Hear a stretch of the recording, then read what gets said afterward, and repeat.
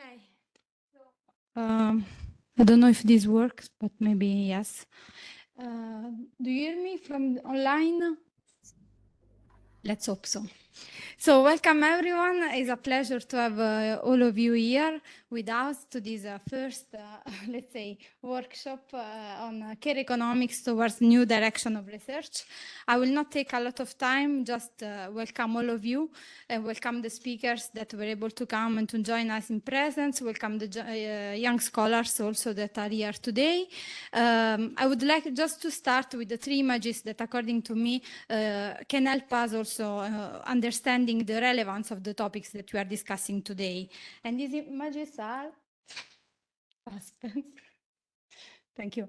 So are taken from, let's say, political events that we are witnessing in the very last few years. The first one is a strike in England, in London, of nurses and doctors that were asking for higher wages, underlining the value of their work and how much their work was undervalued, also given the lack of wage increases. The other one is from French strike with respect to the pension reform that increases the age of retirement to 64. You see the slogan is La retraite avant de perdre la vie, the pension before losing life, and is also underlining the necessity and the right of workers and people to experience part of their life outside and far from the productive sphere.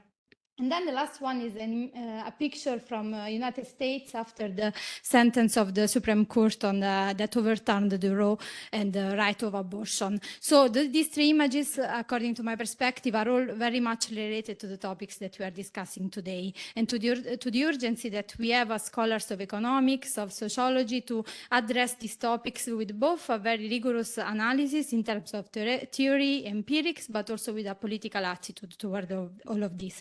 So I hope that this, let's say, this image give you the desire and the curiosity to stay with us for the 2 days that we imagine together. So let's go to the program. We start today with a first session where we will discuss investing in care, employment, wages, and gender imbalance. Then after the break, we will have another session on reassessing the role of the welfare state, the interplay of care, time, and living standards.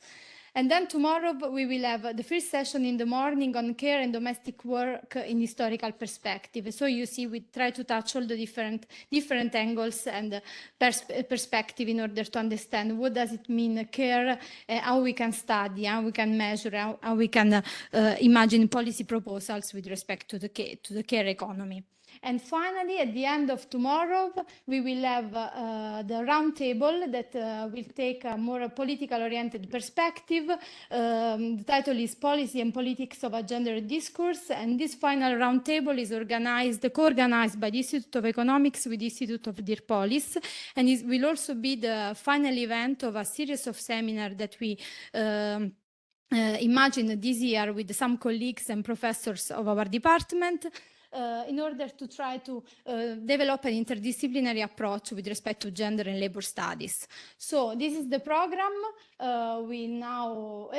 Important to say that this program is co-founded also by the Young Scholar Initiative, and thanks to this funding we were able to host also some young scholars. We imagine this workshop in a, let's say, an informal way, so we are really welcoming everyone to raise questions and animate the debate. We will try to be strict on time and to let all the people in the audience join our discussion. So let's start. Thank you.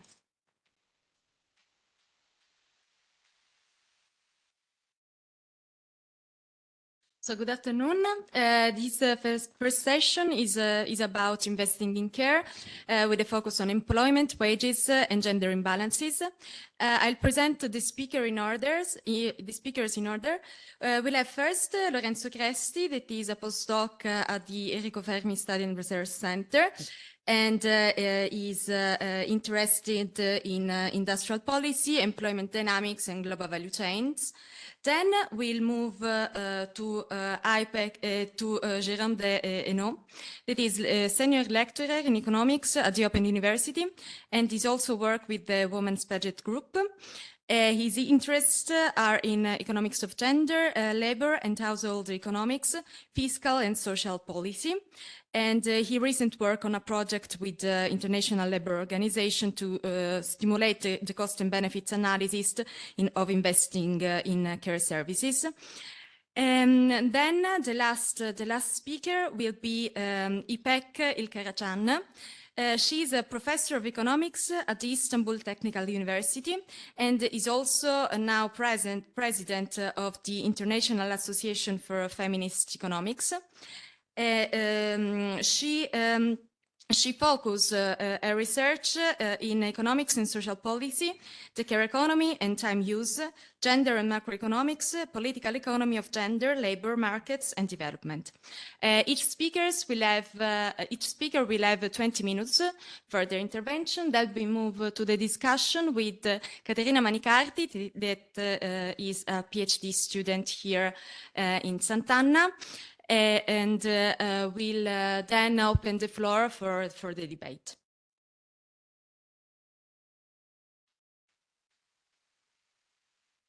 Okay, can you hear me online? Can you see the slides? Okay. So okay, lovely. Okay, thank you for being here. And I thought I was the last one. I'm the first one. Sorry for you, because I'm not really presenting a paper.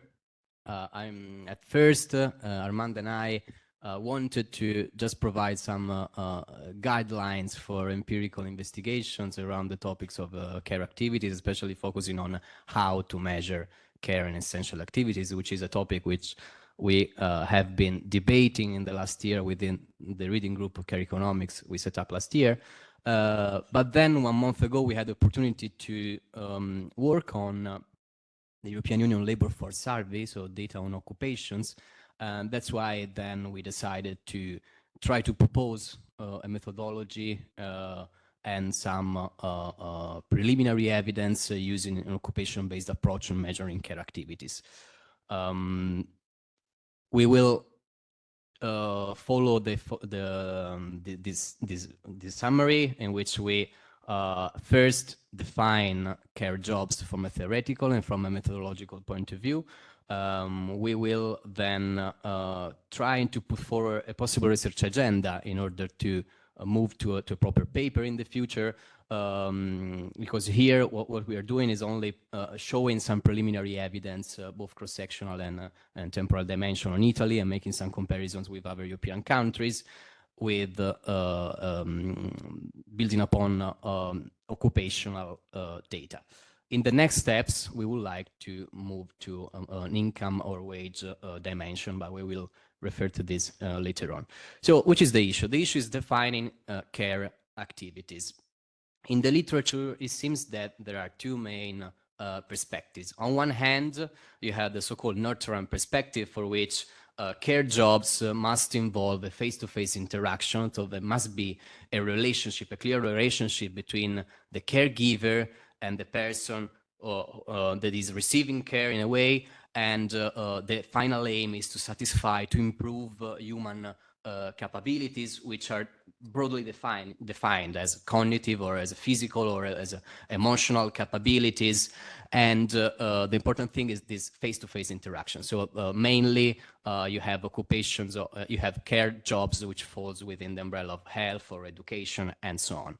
On the other hand, the much broader perspective involves the so-called social reproduction perspective, for which you can't really only focus on classical care sectors as education or health, but you have to consider also those domestic houseworks as cleaning and cooking that now are present in many workplaces as well. So we try to build upon this second perspective, and we want to empirically measure these activities. One stream of literature adopts sectoral data, which you can easily find in many websites, Eurostat, OECD, and essentially it entails selecting 2-3 sectors related to care. So usually you have education, health, and social work, and activities of household as employers. So that branch in which workers are employed by household and not by firms. You can also have a disaggregated analysis, but essentially you start from sectoral data. You can have you can see much better structural changes going on, trends towards service economy. You can intend sectors as representing social infrastructures of an economy, and so on.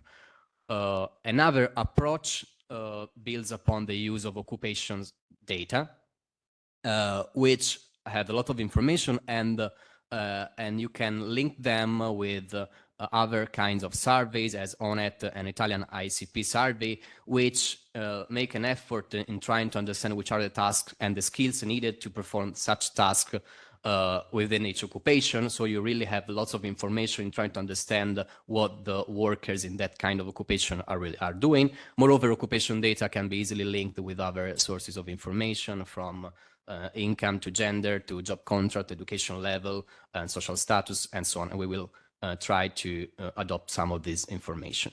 So what we're doing is to try to extend this notion of care, starting from traditional care sectors, moving toward a more disaggregated approach with occupations. And obviously taking into account the social reproduction means also trying to let the contradiction of capitalist production model emerge in a way. So meaning like a development model in which the focus seems to be entirely devoted to the production of goods and services with monetary values. And on the other hand, you sort of take it for granted that somebody is doing all the kind of reproductive labor activities. And it enables us, especially using occupation data, to better qualify the occupational segregations concerning gender, race, and class dimensions, and also to really investigate better the so-called category of essential workers, which was framed during the pandemic crisis, a category which went well beyond the health boundaries of care activities. How did we select and identify care activities? So first of all, as I said, we took advantage of this survey, of the Italian survey on occupation, having information at 4-digit level, which is even more disaggregated than the labor force survey, which is at 3. And in this way, we were able to really read tasks and skill needed to perform this kind of occupation and better qualify whether they were possibly referred to care or essential activities or not. Then we also included the list of care jobs proposed in the literature, adopting this occupation-based approach. And finally, we were also making a final check, basically by reading the description of ISCO groups, so which you can easily find online. So for instance, this is the ISCO group at 3-digit 911. I don't know if you can read it, but it's domestic, hotel, and office cleaners and helpers. So you see that there's a definition, and then there is also a list of tasks performed by this group of workers. That's what we did. This is the research agenda. As said, enlarging the notion of care and now we will show a very preliminary analysis, both cross-section and temporal. And the final point is still to be done. So trying to use all this information, which in a sense qualify the heterogeneity of the European economies in terms of the care activities, to assess the determinants of wage penalty. This is a possible contribution for a paper. So the data. The European Labour Force Survey is collected through singular country surveys, then harmonized, and individual are interviewed. So then for each individual, you have a sort of a weighting factor, a coefficient for population representativeness. So in a way, if you aggregate, you could have figures which resemble the population, the true population workforce. And then for each individual, you have variables you can select. For instance, we were really interested in selecting the occupation variable, so ISCO 3-digit, and we selected 27 occupations, we will show you. And then the sectoral belonging, unfortunately, is a very broad sectoral belonging, but for what is interesting to us, so mainly services, it's more or less the same as 2 digits. Then obviously other variables. You can have age, gender, country of birth, and so on. In order to keep the sectoral and the occupation dimensions together, the information, we were forced to use only the 2012-2021 period of time.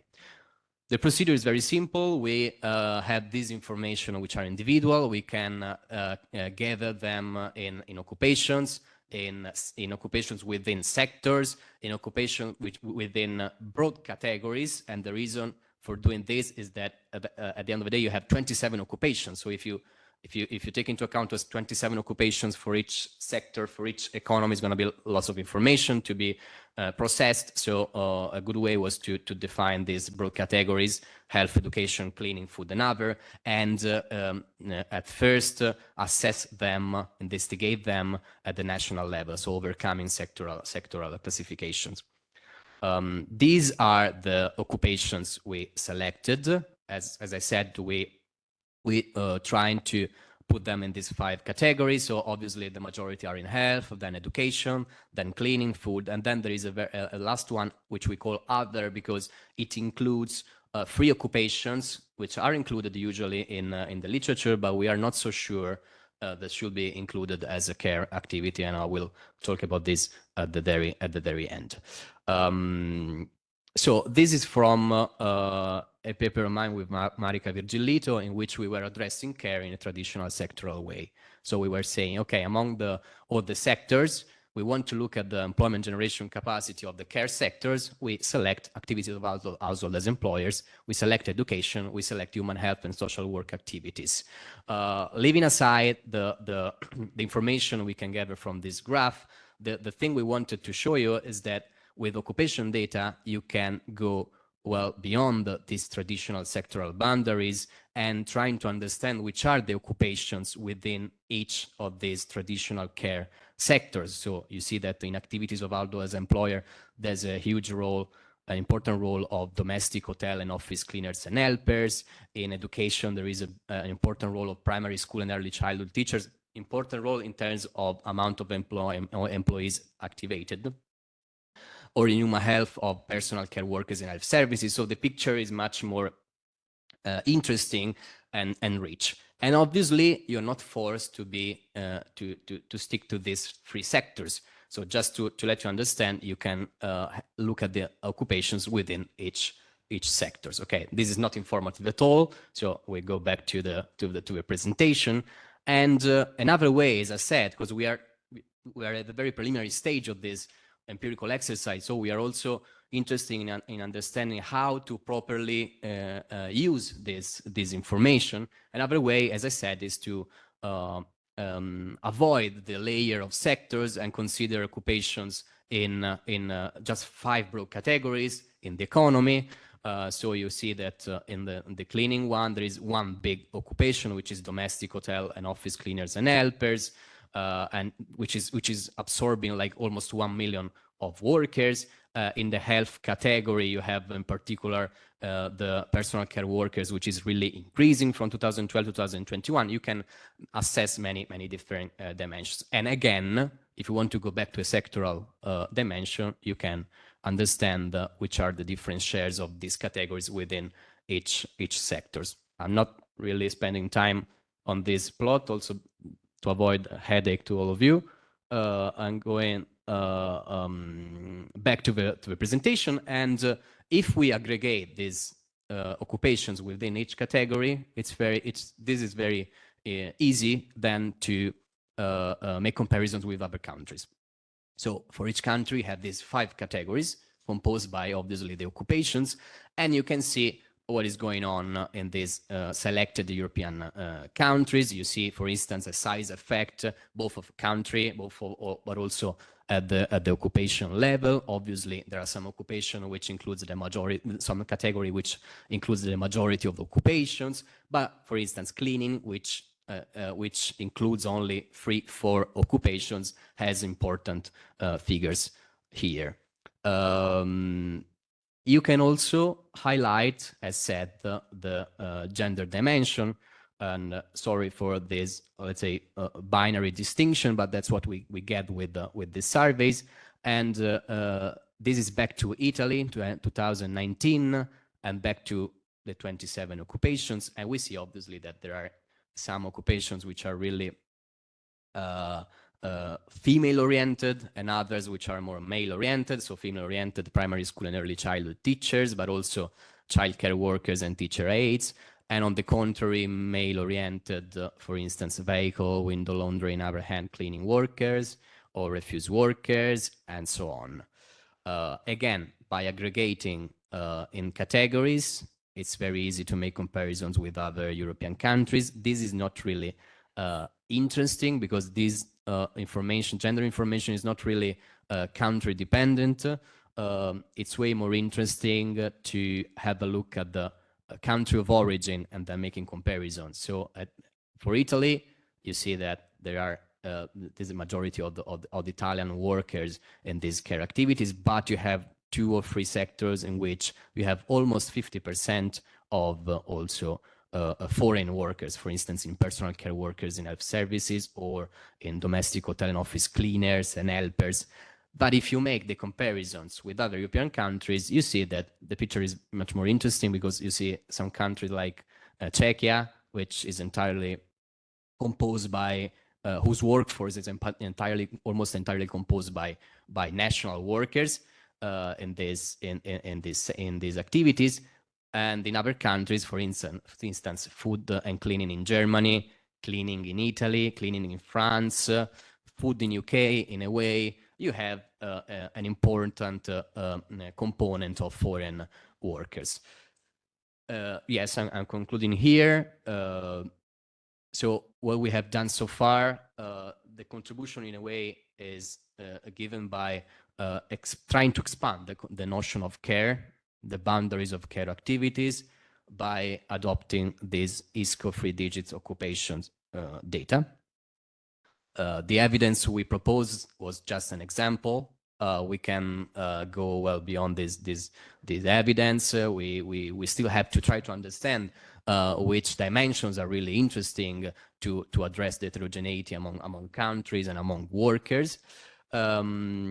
What we want to do now, from now on, is to refine these selections of occupations, because we are not, as I said at the beginning, we are not really completely satisfied with the list of care jobs proposed in the literature. For instance, as I told you, in the other category, there is, for instance, this occupation called other personal services workers, which on one hand includes undertakers and companions and valets, which have some sort of essentiality, but then you have also astrologers, fortune tellers, driving instructors, which are not really so essential, let's say.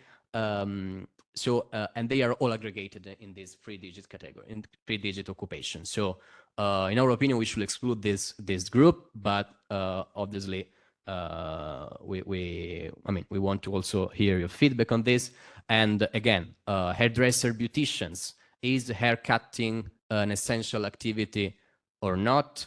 And probably if you were able to distinguish between hairdresser and beauticians, it will be important, but here you cannot. And then you have protective services workers, which are usually included in the literature, which includes police officers, prison guards, security guards. What should we do regarding this kind of occupations? Then obviously exploiting further information from labor force survey, job contract, education, skills. The most important thing in our opinion is to try to take into account this wage income dimension. You can use either the labor force survey, but then you have information only on the income deciles coming from country distribution. So in a way, you don't have monetary values, and moreover you have many missing values, and you have each country which is collecting this information in different ways, from interviews or from registers, so it's very hard to make an harmonization. You can use income monetary values from the European Union survey on income and living conditions, in which you have monetary values, but you have they are linked with occupations at 2 digits, not 3. And then the information is lagged for 1 year. So then you have to match with, you have to filter the labor force survey information with the variable keeping the same job of the last year. Or you can merge data with on wages from the structural earning surveys, but then you have only interviews to workers employed in firms with 10 or more employees. So you see that it's not really an easy task to add the wage income dimension, but it's the challenge we want to take into account. Further issues. Obviously, here we are not accounting for unpaid domestic work. So this is really another big challenge for all the literature. Concerning the other occupations which will be taken into account, what shall we do with the postal and courier services? Should we consider them essential? What about food delivery?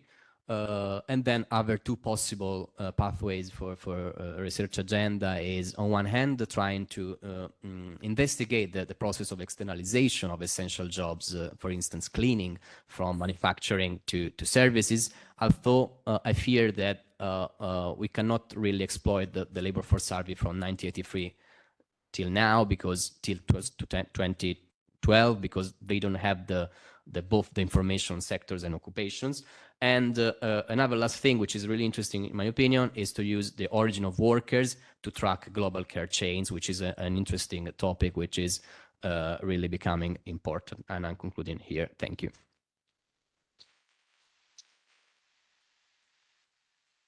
Thank you, Lorenzo. Now we'll move to Jérôme de Hume. And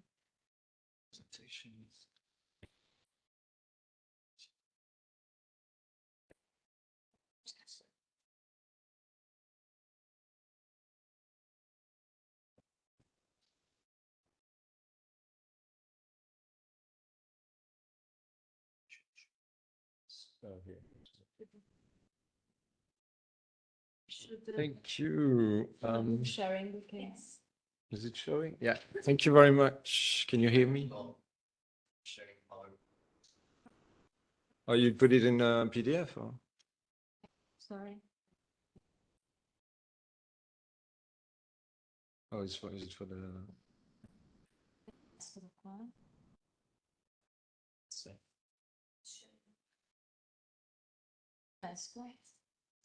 Okay. Yeah.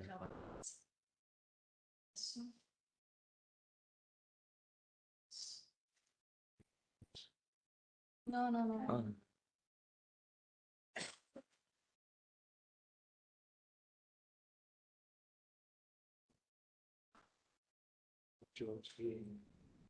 Stop sharing.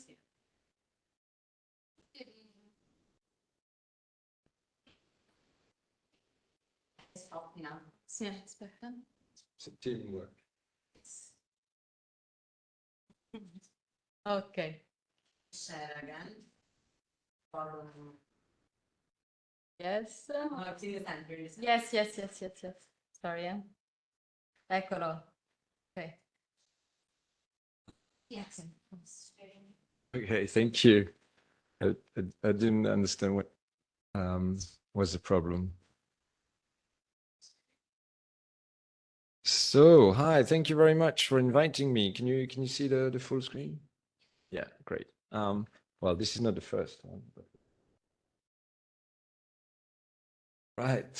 So I'm going to try to stick to 20 minutes to speak about 3 different kinds of papers very interrelated on investing in care in terms of the employment effects and some wage effects.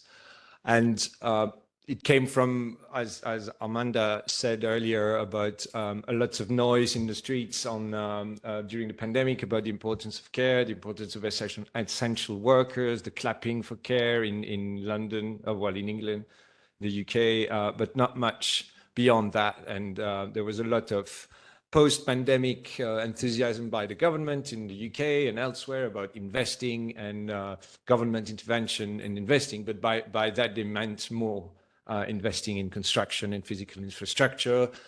Obviously, there were lots of plans for a green economy and a green investment, but despite this very big enthusiasm for care, it didn't picture in many of the plans, whether the European Green Investment Plan or the UK or elsewhere. Maybe Biden in the US had a bit more to say about that.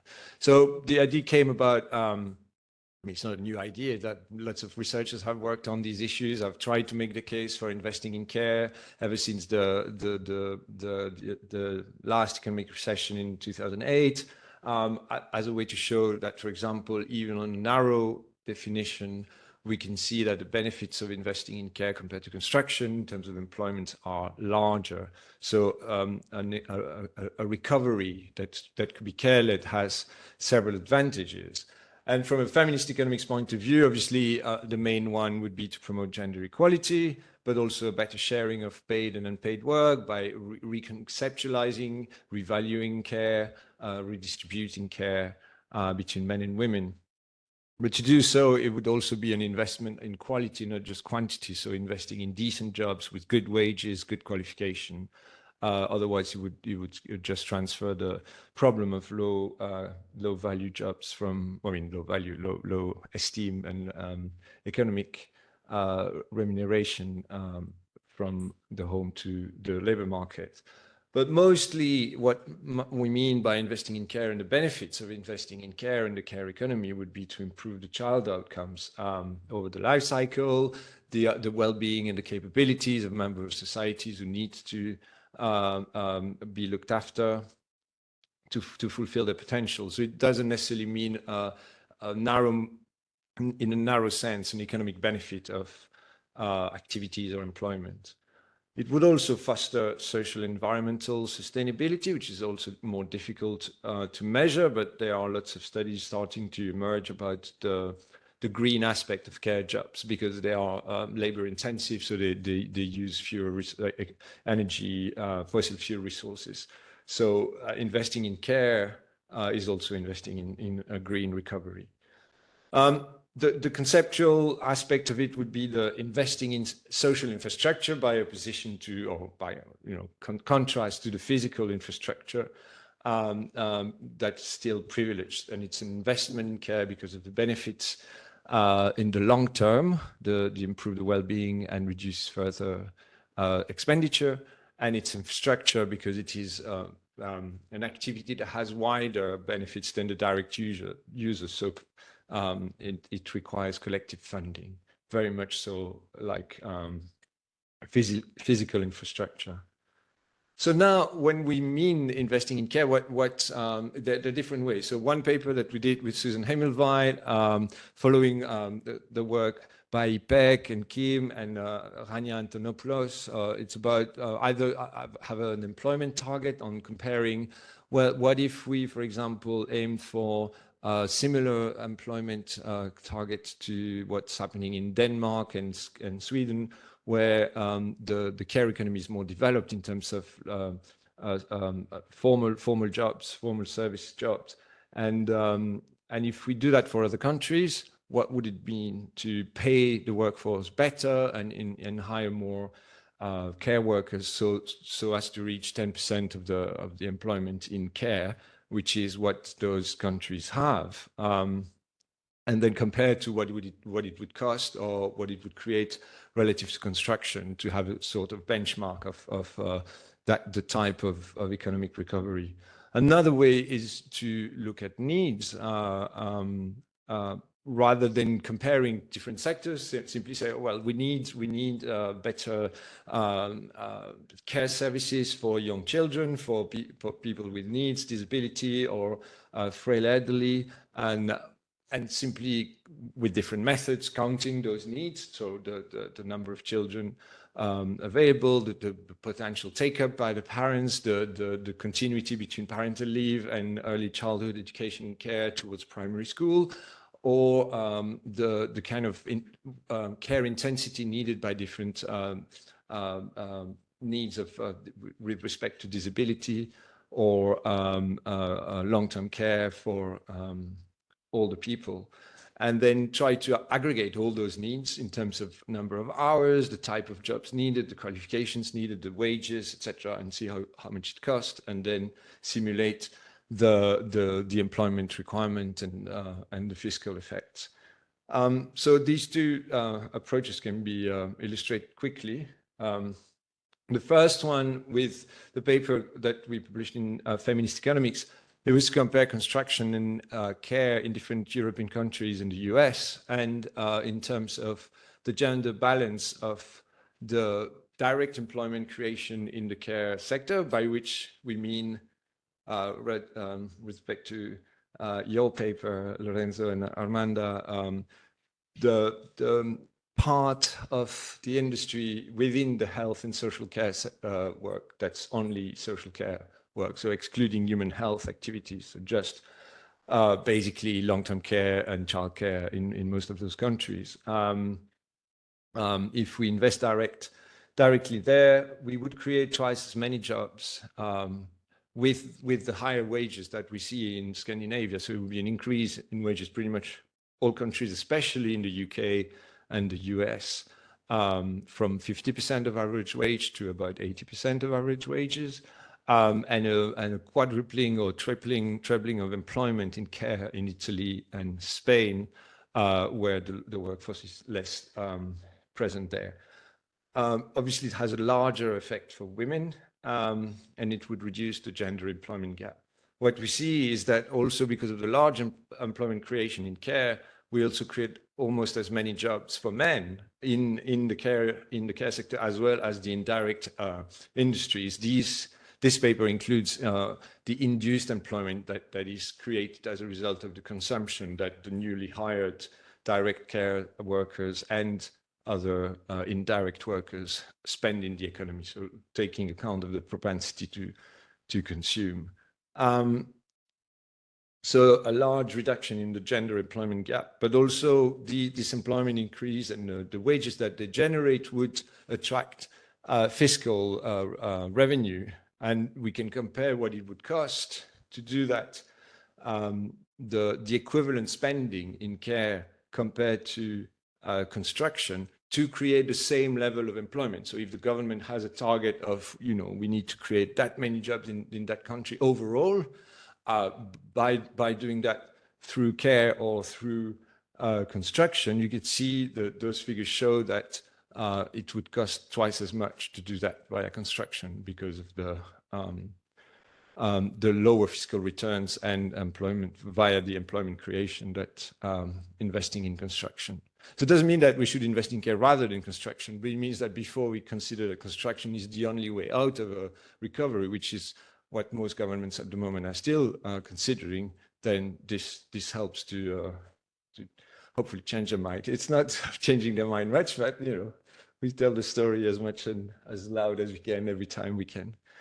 Another way would be the needs-based approach, which is much more in terms of it's less an instrumental approach, if you will. It's like we definitely need to have a good, decent childcare system, a good, decent early education system, and a good, decent adult social care, long-term care for that would relieve unpaid care work, but it would not substitute for it. It would complement it. It would make it much higher quality and also a better choice for parents and carers to be supported by qualified workforce, well trained, well paid.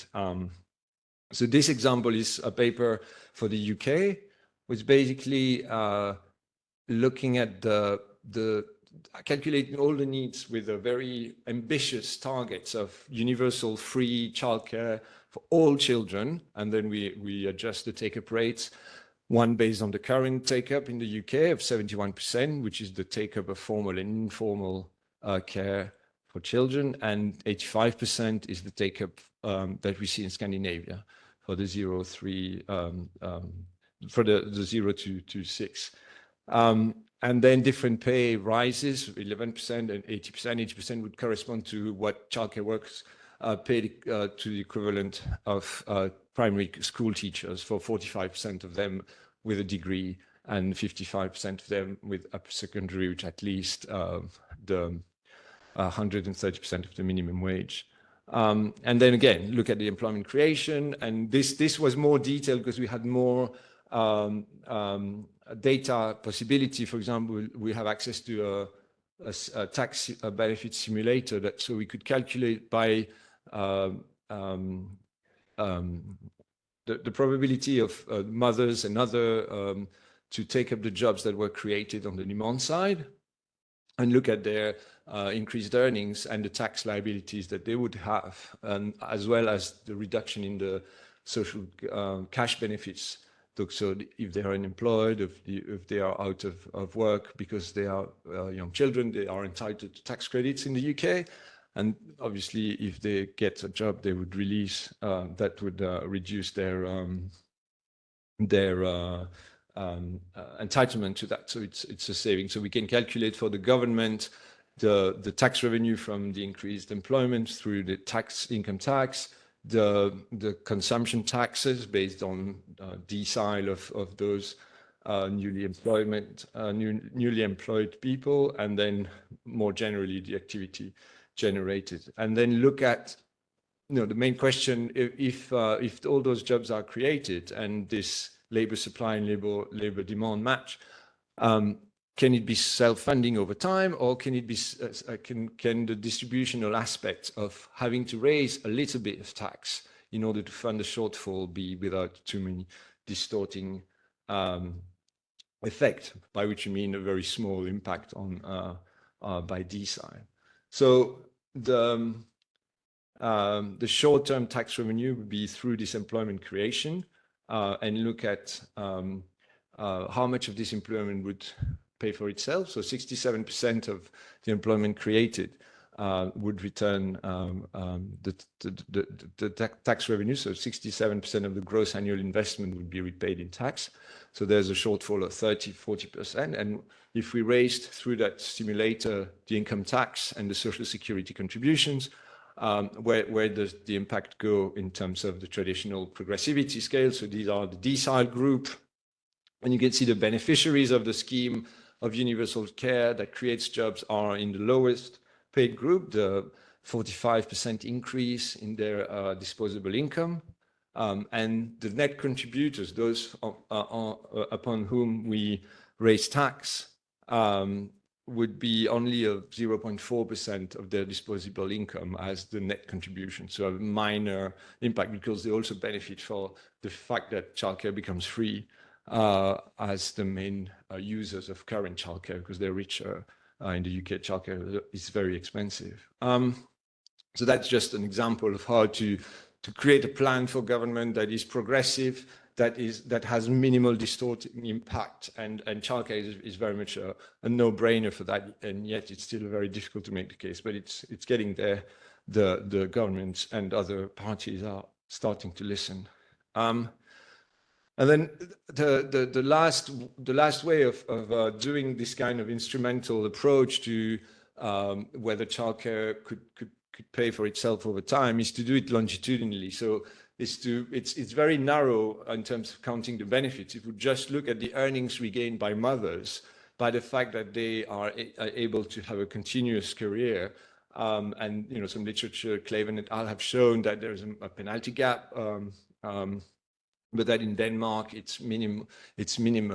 And so if we simulate those women that we've just done, and the new income gain from the scheme, what it would take, how many years would it take for a typical mother with 1.8 children, which is the average in the UK, for the whole cost of her children, so over 8 years more or less, 7 years here. Would it take for the regain in our earnings, and therefore the income tax paid on these earnings and social security to repay for that cost? So, but within a working life, and you can do the ratio of the cost and the benefits either in economics terms, so just the earnings, the lifetime earnings divided by the cost, and you have between 2.6 to 3.1 return on investment. or you can do it fiscally. So from the earnings, the tax revenue that you gain, and you get a fiscal return on investment between 1 and 3 and 1 and 5. So everything above 1 means it's self-funding. So that's one way of, it's all simulated in potential. So it's not empirical because the system doesn't exist. But obviously, you know, further research could refine those calculations, compare different countries, and compare especially different scenarios of the type of investment. So here we've just presented two take-ups and 2 pay scales, but we can do more as we go. And then finally, just wanted to briefly introduce these have fed into what the International Labour Organization wanted to create, a simulator of care policy for long-term care, childcare, and parental leave. For here, in this case, we've got 82 countries where we can calculate that the user can simulate different parameters and scenarios for those policies of investing in care, with different you know, recipients to carers, wage rate, qualification, enrollment, etc. For those countries, and then see the employment, the gender pay gap effect, the employment creation for men and women, and the return on investment, a potential return on investment for childcare at least. So, for example, well, here it's like scenarios that the ILO developed, which are very ambitious, similar to the one I presented for the UK. So kind of universal coverage for children, universal coverage for long-term care, and also the filling the gap in parental leave. So having a well-paid maternity and individual paid paternity leave for at least 6 months for each parent. What it would do, it would cost about 3% in high-income countries, about 7% of the GDP in low to lower middle-income countries, mostly to do with childcare in those countries. But you can see that the long-term care takes a high share in those countries. It would increase employment, and these are without the induced effects, so just the direct and the indirect effects, by women from about 10 percentage points. So it's a significant increase just from the direct and indirect effects of investing in care, childcare, and long-term care and parental leave. And also some for men. It would reduce the gender pay gap by 20%, up to 20% in the low to lower middle income countries, and have a positive return on investment over time. This is just for childcare and parental leave in terms of the employment gain from mothers. So briefly, to conclude, the care investment has large employment and earnings effects. It's gender equalizing too. We can see that it's kind of even if there are many different characteristics of all these countries and different welfare states, the care aspect is so fundamental that there is a genuine similarity across different economies in terms of labor intensiveness, the fact that it's female dominated, etc. So it will benefit those. The funding issues are not negligible, but obviously the rich countries have more base and they can help less rich countries. And the fact that most of these, if it's a genuine government policy with formal jobs created, that would increase the tax base over time for those lower income countries, and that might generate more tax revenues. But definitely it requires intragenerational, intergenerational, inter-country solidarity, and it's justified as an infrastructure and therefore wider benefits because it benefits society as a whole. Thank you.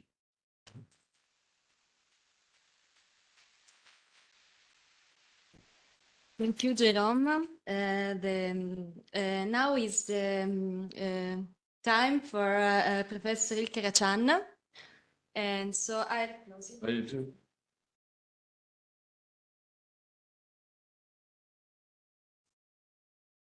Okay. Do your presentation here. Oh, copy, yeah? Okay. Is it on full? Yes. Okay, now we have to share it.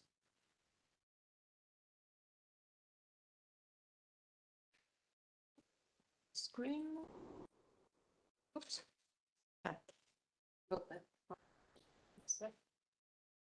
Okay. I'm not as tall as Jerome, so maybe I'll sit here. Hi, everyone. Good afternoon. I hope that my presentation will follow sort of smoothly from what Lorenzo and Jerome have presented.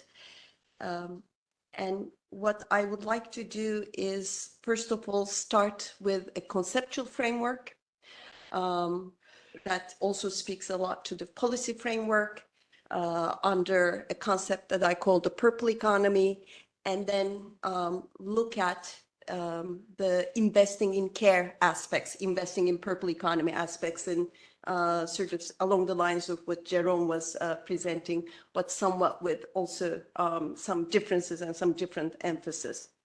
So how do I move to the...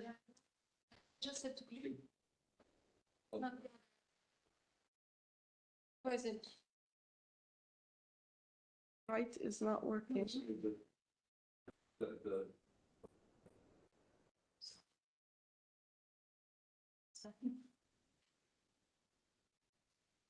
It was working before. Okay. On the left. On the one. left. Okay. Yes. All right. To my left. Okay. So first of all, just in the way of a sort of a background in the literature, the discussion of social reproduction as an area that's distinct from market production goes all the way to the writings of Marx and Engels, with reproductive labor versus productive labor. And then the emerging feminist economics literature picks up on concepts such as unpaid work, which puts the emphasis on the exploitation aspect of this work, on domestic work, which puts the emphasis on the location of this work as a area of production that's excluded from the public sphere of the market. Then we have terminology of household production, and making the linkages from here to gender inequalities in the market sphere through the two-way interaction through the gender division of labor, how this unpaid domestic work, reproductive labor, interacts with the market as a source of, as a generator of gender economic gaps in labor force participation, weaker female labor market attachment, gender gaps in earnings and social security, and even in decision making. Then starting with the late 1990s, we have the emergence of an increasing focus on care work, that actually what this work, this unpaid domestic household production is producing is care.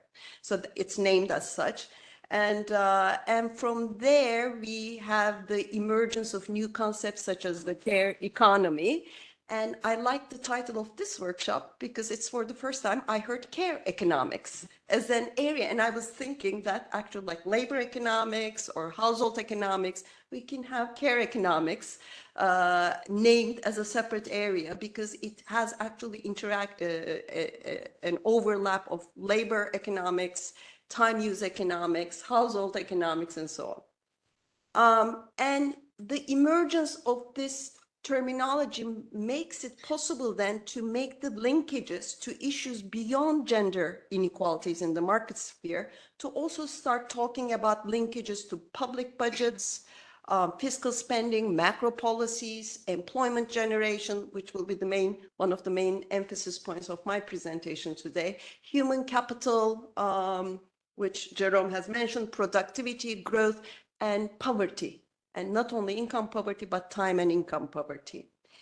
And then starting in the 2010s, we have then emerging new concepts about future visions of what we're demanding, what we're advocating, caring economy, by the UK Women's Budget Group, Caring Democracy by one of my favorite feminist social scientists, Joan Tronto, Caring Society from very recent, from a big UN ECLAC meeting that took place in Buenos Aires early this year, and purple economy, which is a concept that that came out of the Turkish work and now is being used in a variety of different international settings, including the European Women's Lobby.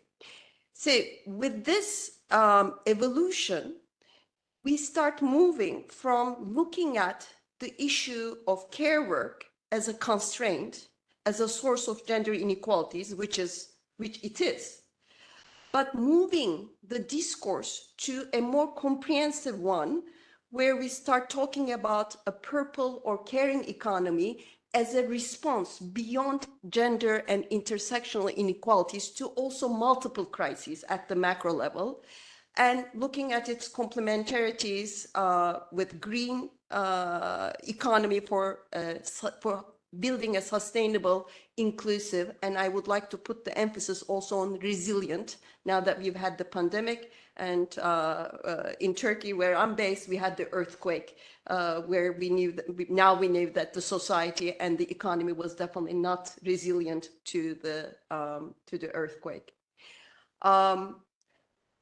So what do we mean by the care economy? Here, there are expanding definitions of what we mean by the care economy. I think Lorenzo also, when he was looking at care occupations, there are so many question marks, and then I took notes that emerged from, how do we define care works? But this is a definition that comes from Sue Himmelwhite's work, who's one of the leading researchers in this area. And one of the categorizations that we have with respect to the care economy is unpaid and paid care work. And increasing availability of time use data actually made it possible to estimate, Lorenzo, the amount of and measure unpaid care work, which you said is a more complicated and difficult to measure. But actually, we do have time use data thanks to feminist advocacy from a lot of countries. So this is a recent estimation from ILO, and that is a lot of work, right? 16.5 billion hours per day. That is a lot of work, and that figure in itself shows the potential for some of that work being transferred from unpaid to the paid sphere to turn into decent work, decent jobs. The paid segment is approximately 12% of global employment.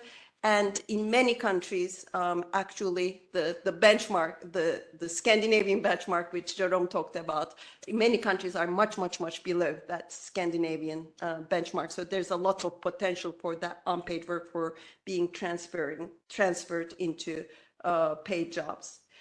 Another categorization is direct versus indirect care work. And what is interesting is the direct care work, the one-to-one relational aspect of the care work, has some peculiar characteristics that makes it distinct from other forms of work. It is relational and therefore labor intensive. So those two characteristics brings along the qualities of this direct care work, that it resists mechanization, it resists replacement by capital. For instance, we don't want artificial intelligence reading the stories, bedtime stories to a child, growing up child, in 3 minutes rather than 30 minutes. And it also, so it resists productivity increases through technological innovation. It also resists scale economies. We don't want childcare centers that accommodate 1,000 children. We want more boutique services. And so that aspect gives it the labor intensity and its resistance to mechanization enables it to become a good source of jobs generation, employment generation, in a period of structural change where we are constantly and increasingly asking the questions of, under this increased mechanization, artificial intelligence, 3D printers, where are the jobs going to come from? Here's the answer. It's part of the answer, where the jobs can come from. But at the same time, note that it also resists commodification. We don't want all of this direct care work, particularly the direct part of it, to be commodified, to be transferred from unpaid to paid form. Because if it is that way, if we give birth to children and leave them at childcare centers to be taken care of, let's say, educators with PhDs in child development, and if they're taken care of 24 hours in a childcare center, then the society that we live in is not the society that we know anymore. There's no solidarity. It's not a solidarity. It's not a caring society anymore. So on the one hand, we would like to use the potential to transfer some of this labor-intensive work to the market, to paid work, to decent job opportunities. But at the same time, we want to keep a certain segment of it within the private sphere of the household in unpaid form, but we want that segment to be distributed more equally across the various genders. So these therefore make up the sort of the entry point of what I call the purple economy. The purple economy is a catchphrase capturing the vision of a gender egalitarian and caring economic order. And the emphasis there is on and, not only gender egalitarian, but also caring, because although we take the two to mean the same thing, if an economy is caring, if a society is caring, then it has to be gender equal as well. That is not necessarily the case. Because when we look at the policy debates in many countries around the world, what we see is policy strategies that enable women, particularly with a focus on women as caretakers, enable women to remain in the labor market, in employment, through part-time employment, home-based employment, remote work, or extended maternity leave, or cash transfers. All of these actually make up for a caring economy, but through not a gender equal strategy, but on the contrary, through institutionalization of gender inequalities and the gender division of labor. At the same time, Armando and I were discussing this morning, there are also neoliberal approaches which put the emphasis on gender equality and equal access of women to jobs as men and equal earnings, but without making the space for care, which basically is based on the assumption that market always has the priority, and we can make that neoliberal order a gender equal one, then increasingly diminishes the space that we have for care. So that strategy, while moves us towards a more gender equal one, may move us towards a gender equal one, definitely moves us away from a caring society and a caring economy. So the purple economy perspective puts an emphasis on the trade-offs between these two objectives and calls for an intervention strategy that has both policy objectives and with the, having a colored, a purple vision of the economy also attempts to point at the complementarities with the green economy. So these are what I call the 4 pillars of a purple economy. The first one is the universal social care services infrastructure, which Jerome talked about, and also with that links to the 4th pillar of enabling macroeconomic policies, because in order to have a universal social care services infrastructure, you need to create the fiscal space for investing in that social infrastructure. So that first pillar is about transferring some of the unpaid work into paid form, into decent jobs.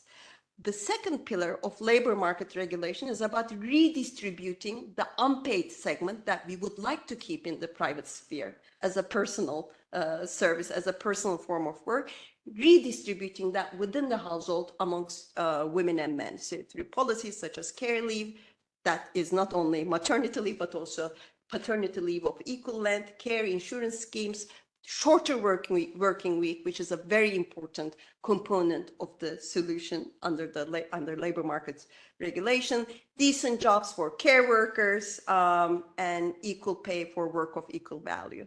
The third pillar may be less relevant in this context, which is the European or West Asian context, but it relates to regions and countries with less developed rural and agricultural settings, such as Sub-Saharan Africa or South Asia, where a lot of the care work that women do entail very labor-intensive drudgery work, such as carrying water, carrying firewood, food processing, and food production. So in that sense, in such a setting, what we need is not only an investment in social care services structure, but also investment in time-saving physical infrastructure for rural communities. So I'm warned that I have 5 minutes. The papers on this work, do a lot of also discussion of the complementarities with the green economies. And so for those of you who may be interested, I'll let you to do the readings on your own. But what I would like to, for the rest of the presentation, put the emphasis on is on the first part, that the green economy and purple economy visions are also a response not only to the ecological crisis and the crisis of care, but also to the economic crisis and to the long-term structural change of joblessness through their promise of generation of green jobs and purple jobs. And the purple jobs are also green jobs, as Jerome has also mentioned. So in that sense, this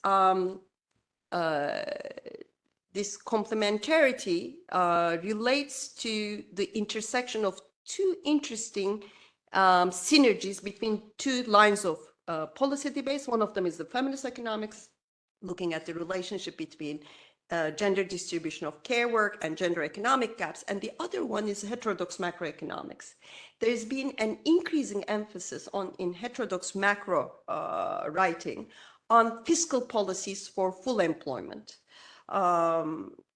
which basically puts the emphasis on how it is not only from a very macro Keynesian perspective, the magnitude of fiscal spending that matters, but it is also the composition of fiscal spending that matters in terms of what type of recovery will be facilitated. So here are some quotes from Stiglitz in a much referenced article in Journal of Policy Modeling, from UNCTAD's Trade and Development Report in 2017 and UN Secretary General's report in 2021, which basically has this emphasis on look at your fiscal spending with the perspective of what you're spending your money on and what are the employment multipliers. And care services, including education and health, have very large employment multipliers. So that should be definitely part of your macro policy for an inclusive recovery.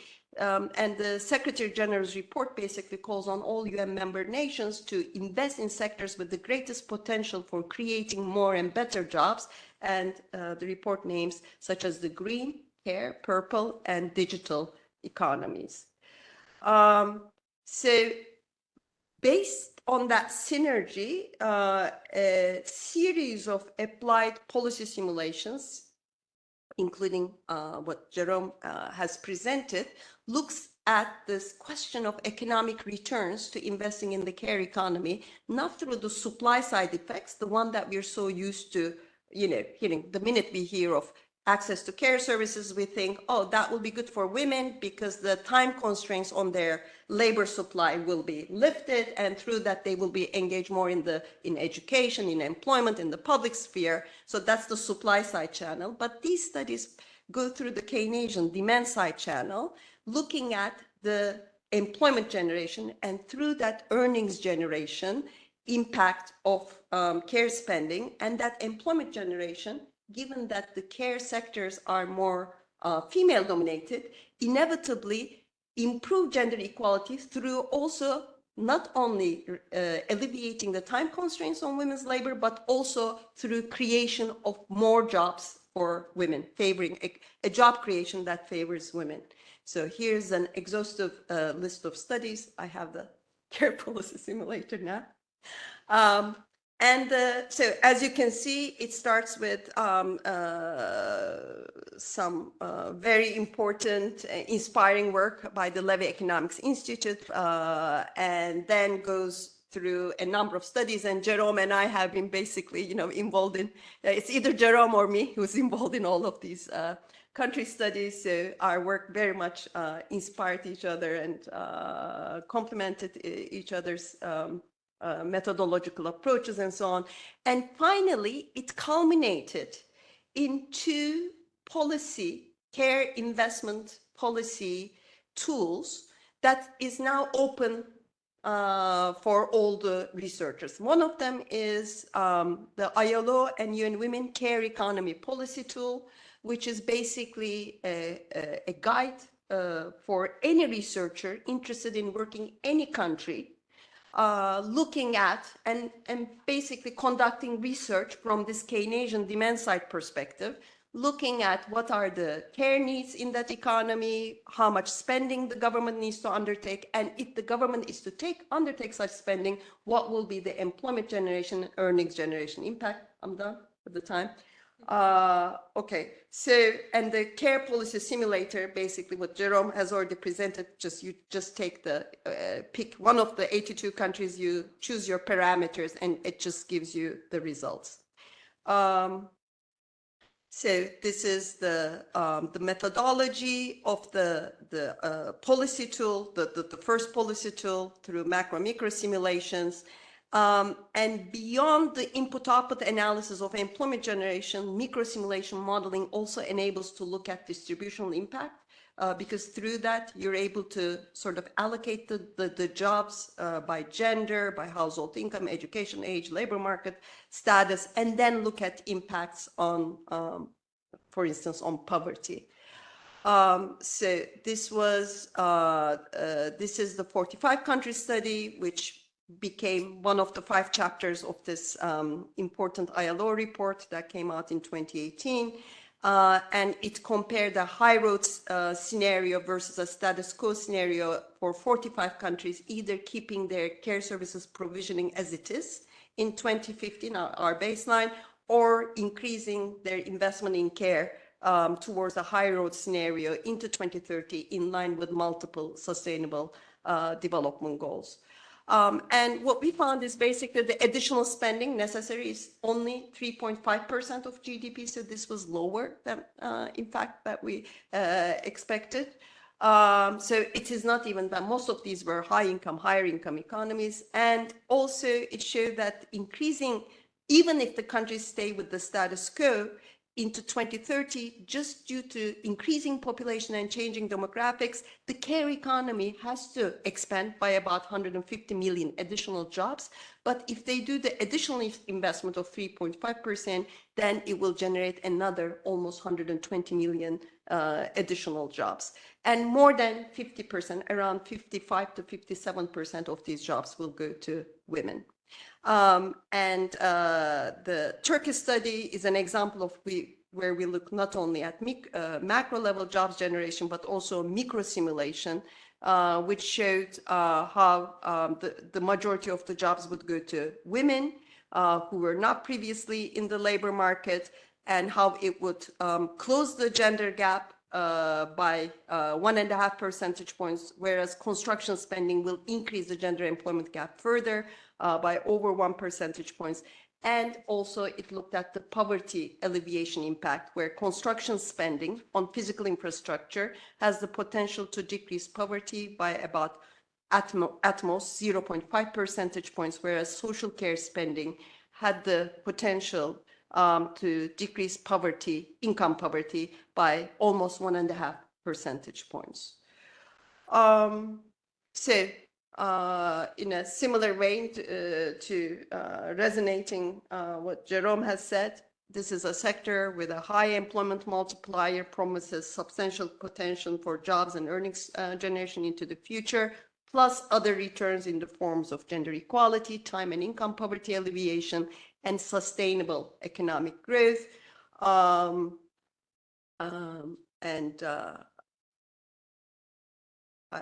I think this was the previous version. There was one other. So evidence-based, it's okay, no problem.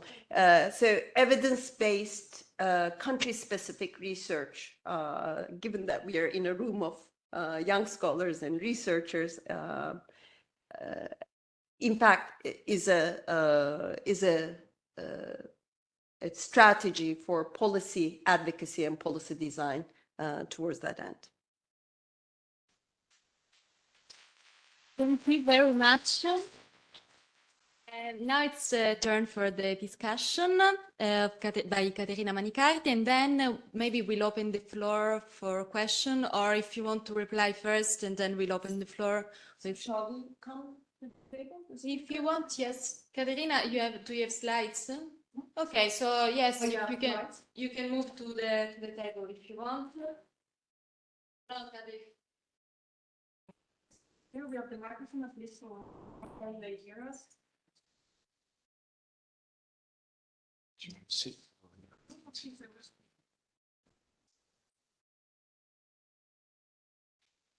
Okay, thank you all. I think it was a really good start for our workshop because you gave a comprehensive overview of some of the keywords that we will be dealing with in these 2 days. So thank you very much. I have 3 questions/comments. The first one is for Lorenzo. Well, you know that I'm a supporter of the social reproduction perspective when it comes to measure care. So I really appreciated the effort to integrate cleaning, food, and personal care sectors.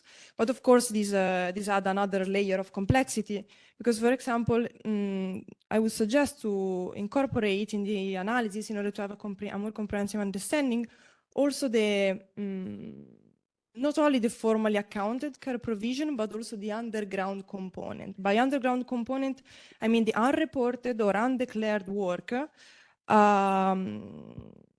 In this aspect, valuable data can be found in the ISTAT, in Italian National Institute of Statistics, annual report on non-observed economy, in which there is also a breakdown there is also a sector-specific breakdown and an employment scheme breakdown. So there is no occupation breakdown, but still maybe you can manage to find something out of it. And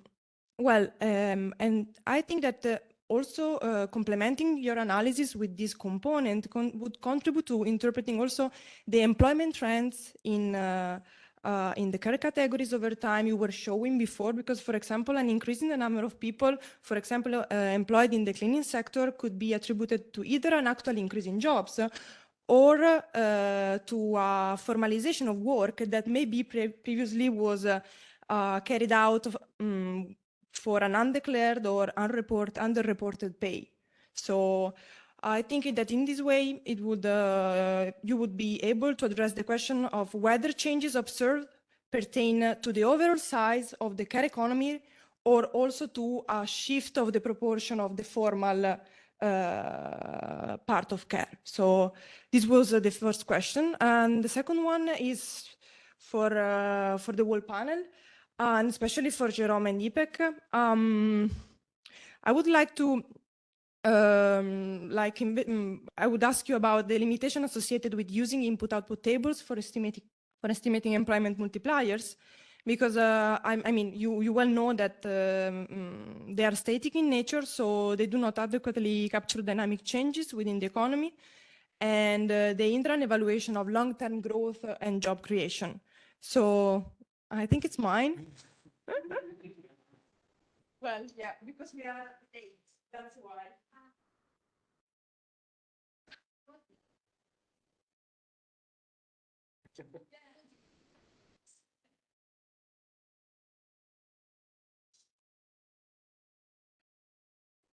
Sorry.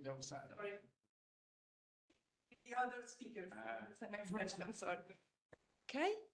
Well, no, the second question was about input-output tables, because they are static in nature, so they do not account for factors such as technological advancement in the economy or shifting consumer preferences or even potential population growth that reasonably can be influenced by investment in care infrastructure. So, but also the micro-simulation model, for example, for distributional outcomes and impact on unpaid work time that you, IPEC, used in your 2020 paper on care investment in Turkey rely on 1 year data, if I remember well.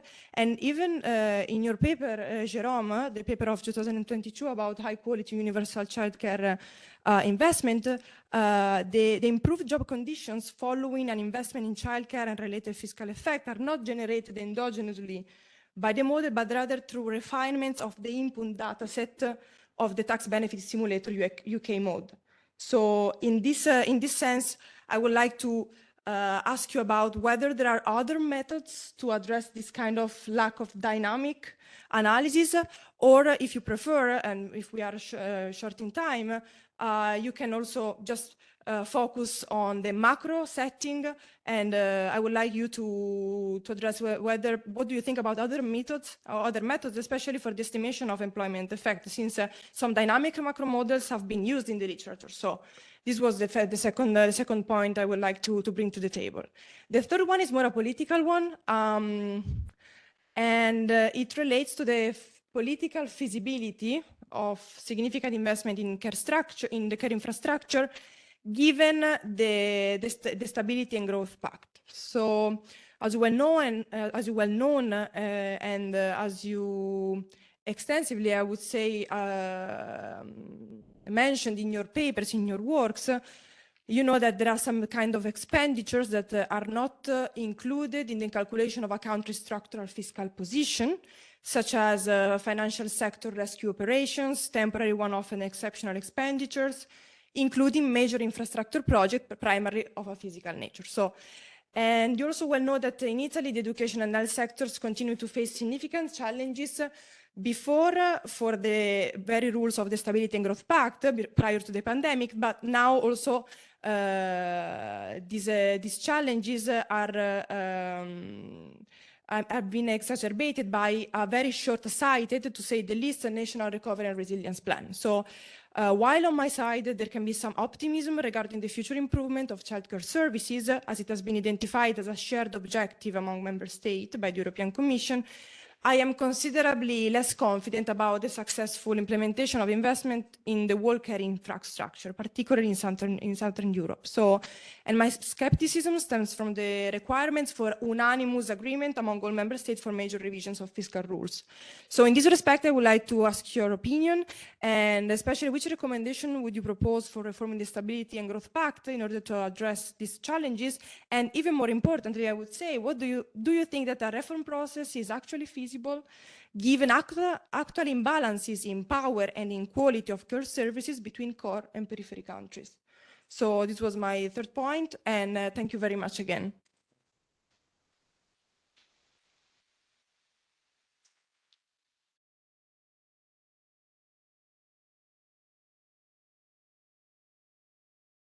How should we proceed?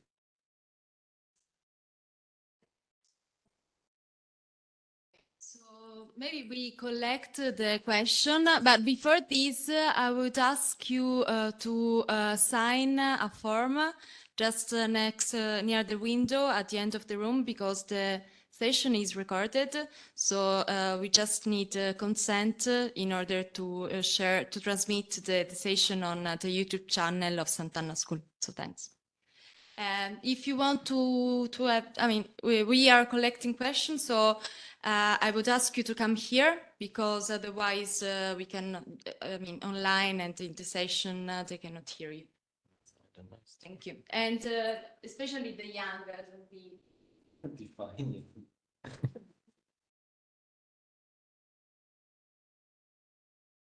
Come on.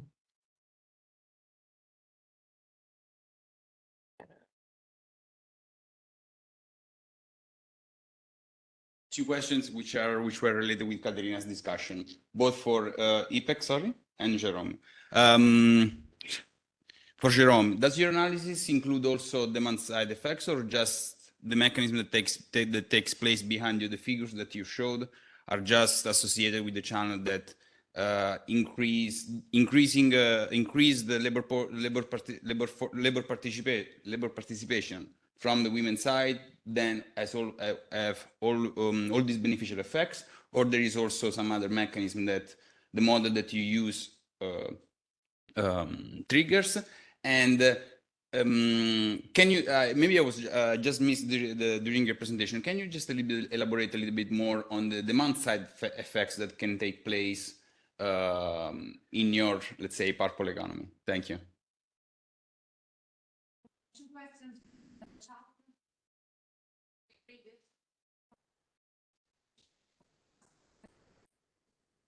Yes, maybe people online can speak if you want. So first Marika and then Leila. Thanks. So thanks so much for your presentation. This is Marika. We will have the chance to meet you in person tomorrow. And I mean, just a brief comment about the presentation from Ipek and Jerome. It looks to me you are proposing a form of, let's say, recipe for all problems, and this way of approaching, let's say, green economy, purple economy, and let's say this type of policy prescription that are somehow very much structured into, let's say, specific. Also, this approach of bullet points and having a way to having, let's say, a solution for every type of problem. I mean, to me, it looks a little bit, let's say, disempowering the whole discourse about the problem of overcoming not only gender imbalances, but something that is more deep, that is actually related to how current capitalist society are stratified. So I would like you to, if you have time, to discuss a little bit about this way of proposing solution, because I didn't heard, let's say, any type of really deep thinking in terms of quality of work. It was very much on quantity, and it was very much also related to let's adopt, let's say, a recipe for all countries. So even issue related to level of development should have been taken into account, also considering the fact that in many cases you need complementary type of investment strategies, and instead you are somehow putting forward this idea of substitution strategies in terms of investment. So we don't need railroads, we don't need public infrastructures because we need care. This is something that I think we need to have a more balanced and complementary approach to understand better. I'm pretty sure you are not suggesting this, but also this way of putting in substitutionary, let's say, effect perception might be somehow, let's say, misleading, or in any case, raising comments. So that's my question. And thank you so much for your presentation. There was Leila's question to me, but I guess you can read it. So more information on how the survey measured the care content. Well, the ISCO classification, so the occupation, is measured in terms of the task performed in by the individuals and the workers. I mean, this is what you can read from the methodological notes. The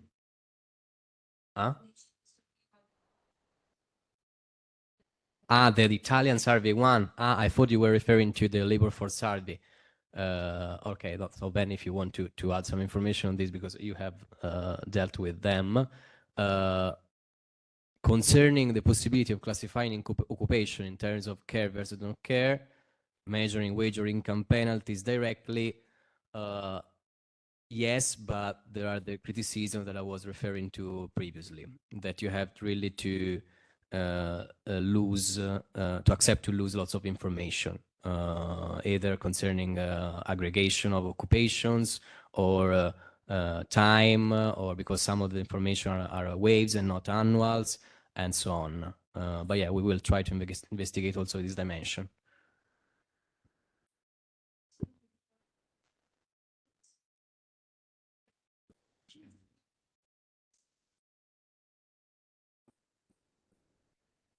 One small question, I think, I mean, mostly to the last speaker. I was thinking, because I mean, it seems to me that much of the assumption, and I like the idea of a economy, and I think there is a lot of really good things, inspiring things to reflect upon. But much of it, like, is based on an assumption that is actually political, like, you know, moving the care job to the formal sector, and which care jobs. This is not something like, you know, that we can say it's good on its own, because, you know, I don't know, women's political actors differ in what they want, right? I mean, can we decide that moving these jobs, care, to the formal sector is good, when we know in practice we would like them to be good jobs, but they're bad jobs in most of the cases. I mean, we want to construct good jobs, but they're bad jobs. And then, you know, you were saying, but dread, which we want to reduce dread, stays in the informal sectors, or maybe it's reduced by technology. So that was my question. It seemed to me that you saw that a way as to value the care, to move it to the paid economy, but it's not necessarily the only way. I'm not saying that I'm against it, but it's not necessarily the only way, and it's not something that we can decide without giving like subjects their political agency, I think. So it's something that I wanted to hear your thoughts about.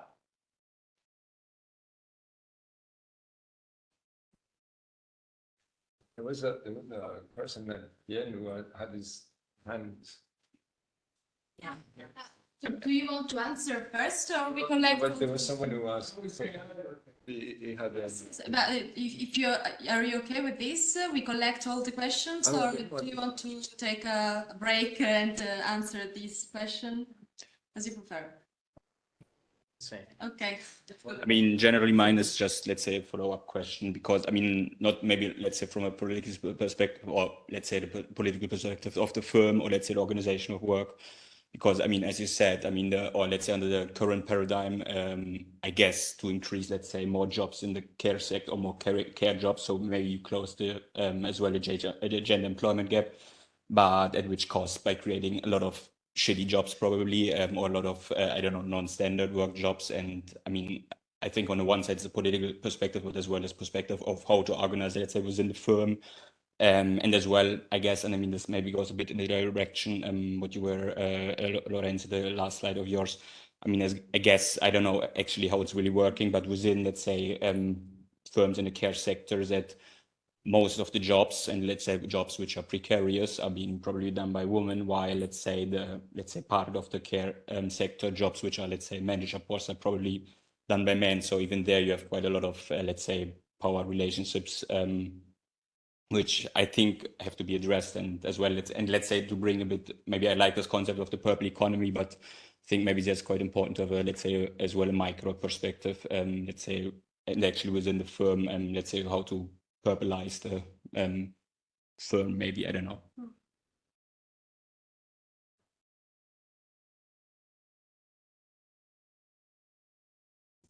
Hey, thank you for the presentations. I have one question that is related to the informal care work, and I'm wondering, trying to give a monetary value and give an economic sense of how much is the informal care work is important also, because at some point, from your perspective, should it be included in the national accounts as we include, for example, imputed rents? Because that it will change if it is more, I'm thinking, if it is in a country where it is more, the care work is more marketized, then it will have some effect. If it is in a country where it is more informal, like it would be in the South, for example, it would be a different effect. So I'm wondering, do you think that it would make sense to include them in national accounts, for example, or is just something that we shouldn't care about? Thank you.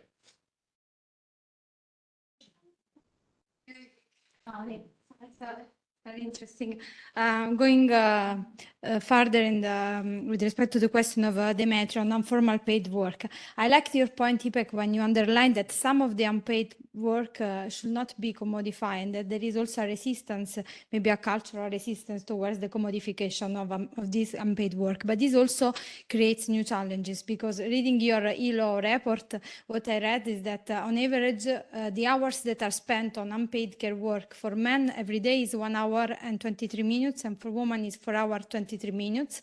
So 60 days of work in a year for a man and 200 days of work for a woman. And that in 10 years, the time gap is reduced only by 7 minutes. So, I mean, how do we take all these pieces in the ILO report 2018? So 7 minutes.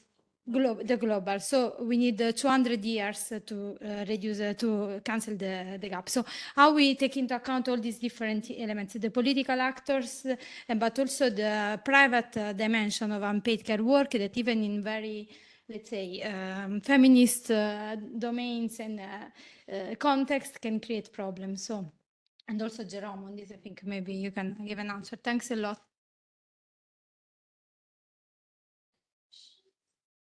I have just a bit of question myself. I'm sorry.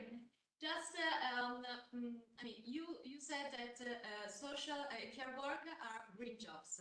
Okay, care jobs are green jobs. Can we define green jobs in inverting its relation? I mean, can we say that green jobs are care jobs? Can we focus the center of care and embed the greenness in caring? Thank you very much.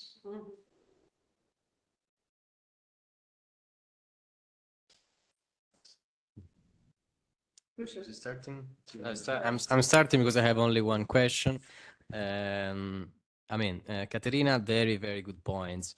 On one hand, yes, we need this kind of data. So, I mean, I need you to tell me the sources and to see whether this can be done only in Italy or maybe also in other countries. And one solution could be, I'm talking about undeclared work. One solution could be to, since we have probably information at sectoral level, not at occupational level, to have for each sector to create an artificial occupation, which is the undeclared care workers for each sector. So in a way, you try then to understand, looking at the which are the other occupations in this sector, trying to understand which kind of occupations you're referring to. This could be a solution. Concerning, the other insight is very interesting. So the increase in cleaning is just an increase in employment in cleaning, or just the formalization of informal cleaning workers.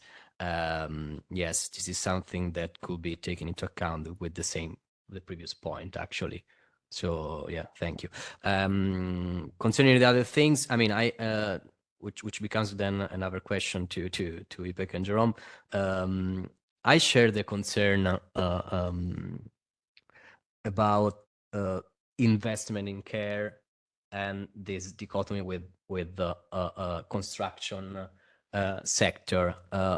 First of all, because I'm a bit struggling to understand the meaning of the investing in care, apart from taxation or some kind of public procurement, so consumption or parental leave, and so on.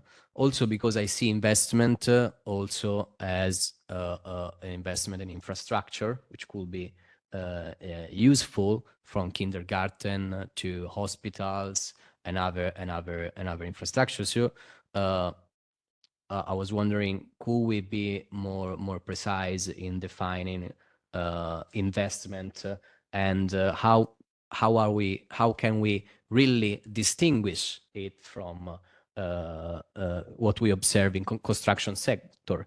Or within construction sector, is there something which could be related to investment in care? And then obviously, yes, the wage dimension that we want to investigate now relates to the fact that we cannot really be satisfied when we see these huge employment multipliers in these care activities, because probably they are activities with very low wages. So probably the debate needs some more emphasis on minimum wage policies or raising wages in this kind of activities. I'm done. Okay. So yeah, I mean, I try to give a sense of several questions at once because there's a big chunk on, you know, what do we mean by investment, low job care, transferring low jobs from the unpaid sector to the paid sector. Why do we want to do that?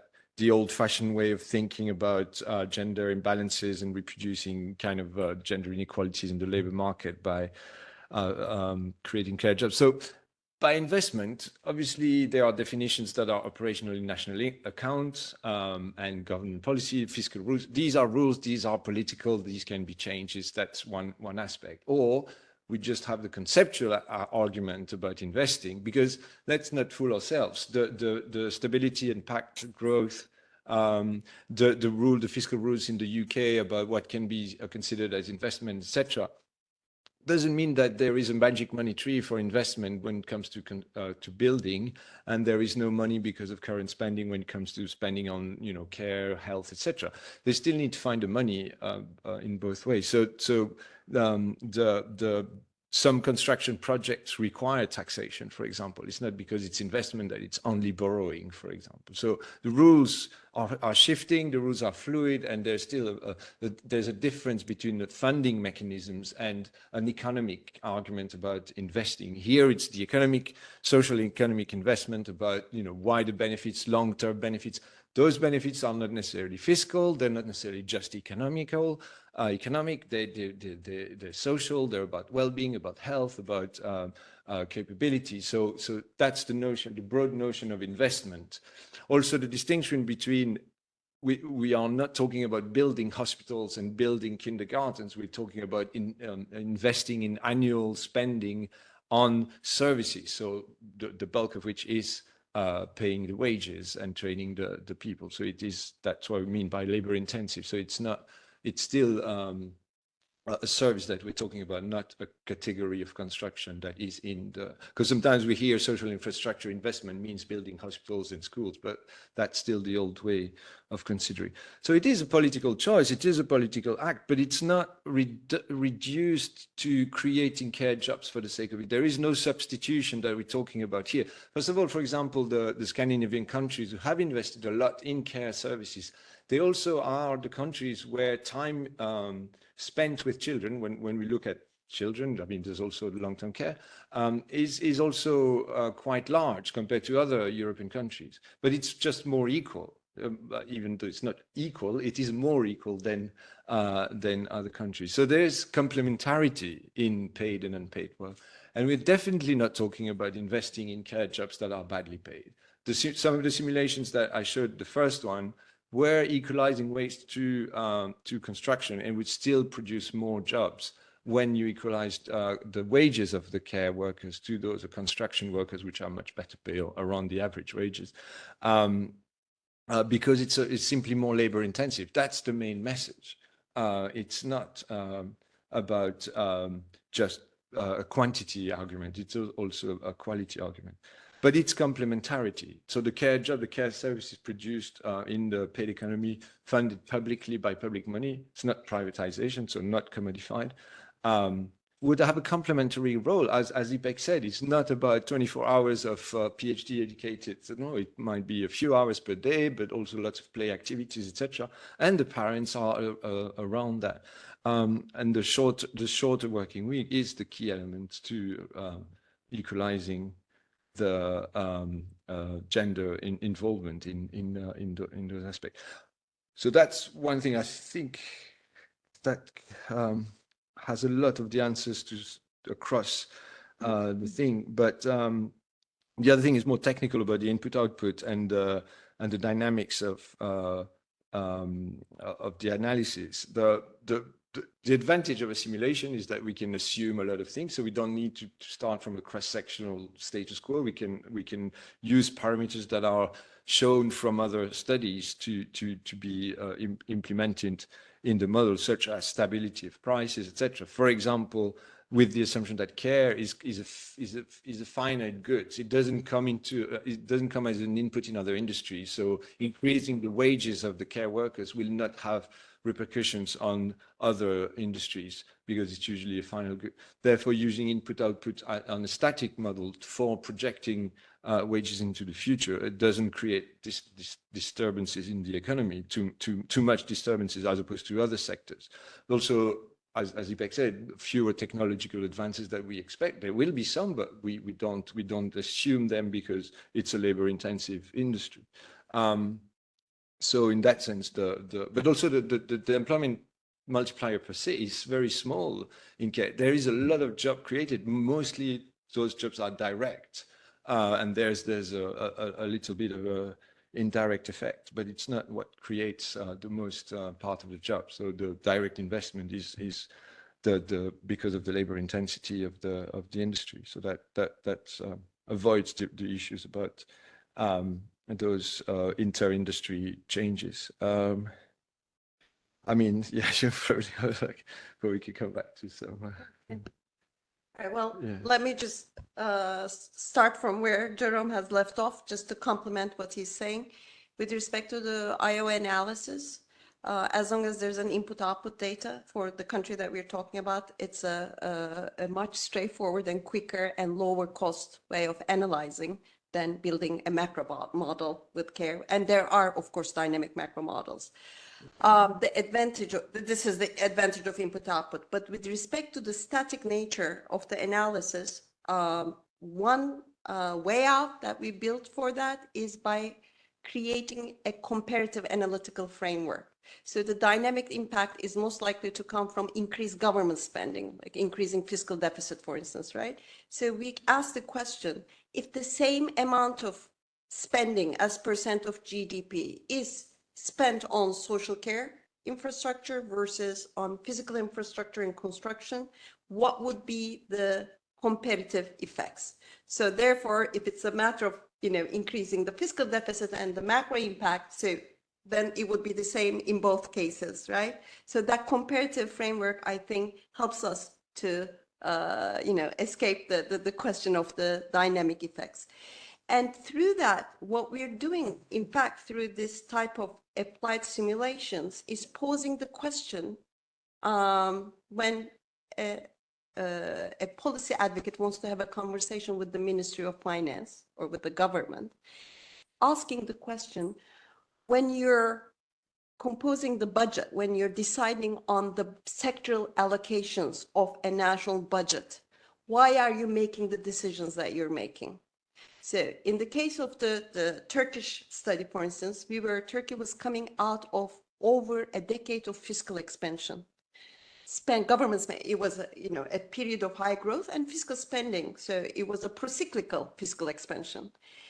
But when you looked at the budget closely, where was that spending going to? It was going on to these huge mega physical infrastructure projects with very questionable, priority from, many perspectives. And also on cash transfers in a very populist manner. So we pose the question through our research saying, look, after almost more than a decade and a half of fiscal expansion, look at where you've spent the money. And although there was all this demand for expansion of social care services, the Minister for Finance and the Minister for the Economy said, oh, that is a luxury for the Turkish budget. We cannot afford to spend. And on top of that, they said, if more women were to enter the labor market, it would increase unemployment. Where will the jobs come from? So we said, here is the research. This is where the jobs will come from, because while you're spending money, you're enabling women to enter the labor market, but you're also creating hundreds of thousands of jobs in the social care sector. Now, coming to the question of the precarious jobs through care employment, I think maybe there was some confusion because we started off with Lorenzo's presentation and Jerome and I followed. What Jerome and I, in our research, what we define as care jobs is education, including early childhood care and preschool education services. So they actually are jobs that require very high skills, and they need more and more quality upgrading.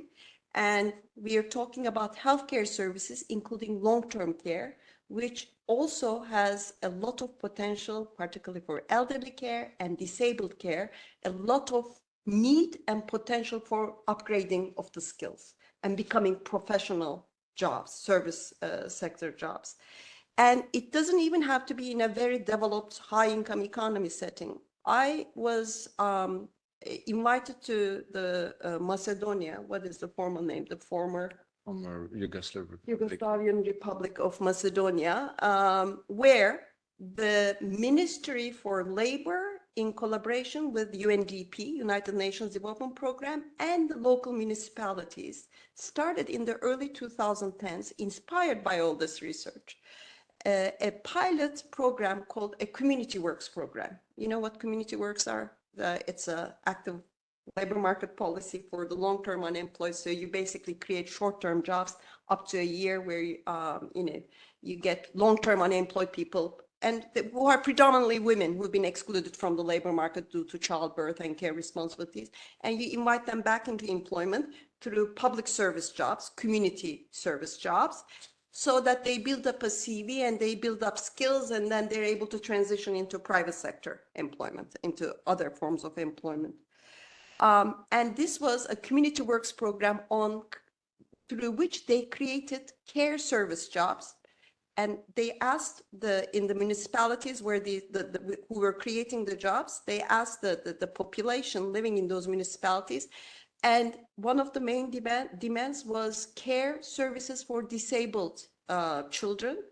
And they retrained unemployed art teachers, sport teachers, sports trainers to work with disabled children and disabled youth, to work with them through art therapy and sports therapy and physical activity therapy. So this was so this is just one of the examples. So similarly with elderly care, there was this certificate training of elderly care workers who were taught about, basic elderly physical health and psychology and so on, who were then, who upgraded their skills and they became more professional elderly care workers. So basically the strategy here that we're pointing towards is that care services is a sector. It needs sectoral policies for expansion, not only quantitative, but also for qualitative upgrading, for creation of professional skilled jobs. And so much of the need, and so it is a sector for innovation. We need to, there's so much room for innovation there, for innovation of new job descriptions and new services types. So it needs to be seen within that perspective. Otherwise, all this care work, as time use statistics show, which is millions, billions of hours of work, it is productive work. It remains invisible within the four walls of the household.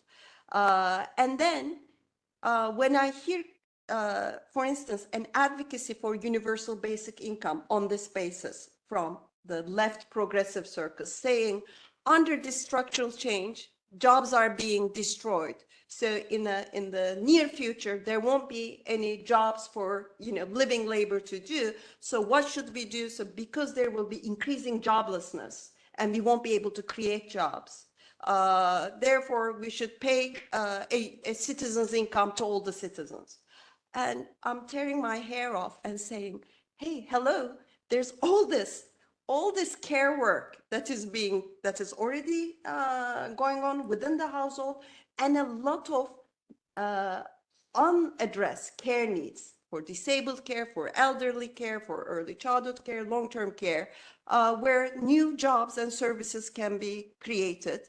So it is basically putting that emphasis. And with respect to agency, I think the current structure where we have no options in so many countries, that is the one that is depriving us of agency. At this point, we have, in so many economies, the minute you get pregnant with a baby, you have no choice, particularly if you're lower educated and lower skilled. If you're informally employed, you don't have access to maternity leave. Your partner doesn't have access to paternity leave. There are no quality care services. So you have no agency in terms of making a choice. So purple economy is all about giving that agency through choice.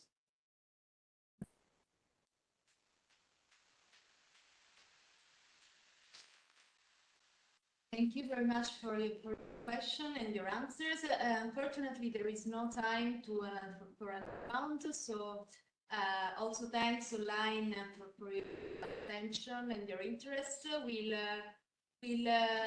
communicate the question to the speakers and yeah. So okay, so we close here this session, and then we will have a 5-minute break, and we'll come back here. Thank you. Is the same name? Sorry, I'd just like to remind everyone to, but not the speakers, to sign the paper next to the window. That's the consent for the. Thank you. Are we back here? Okay.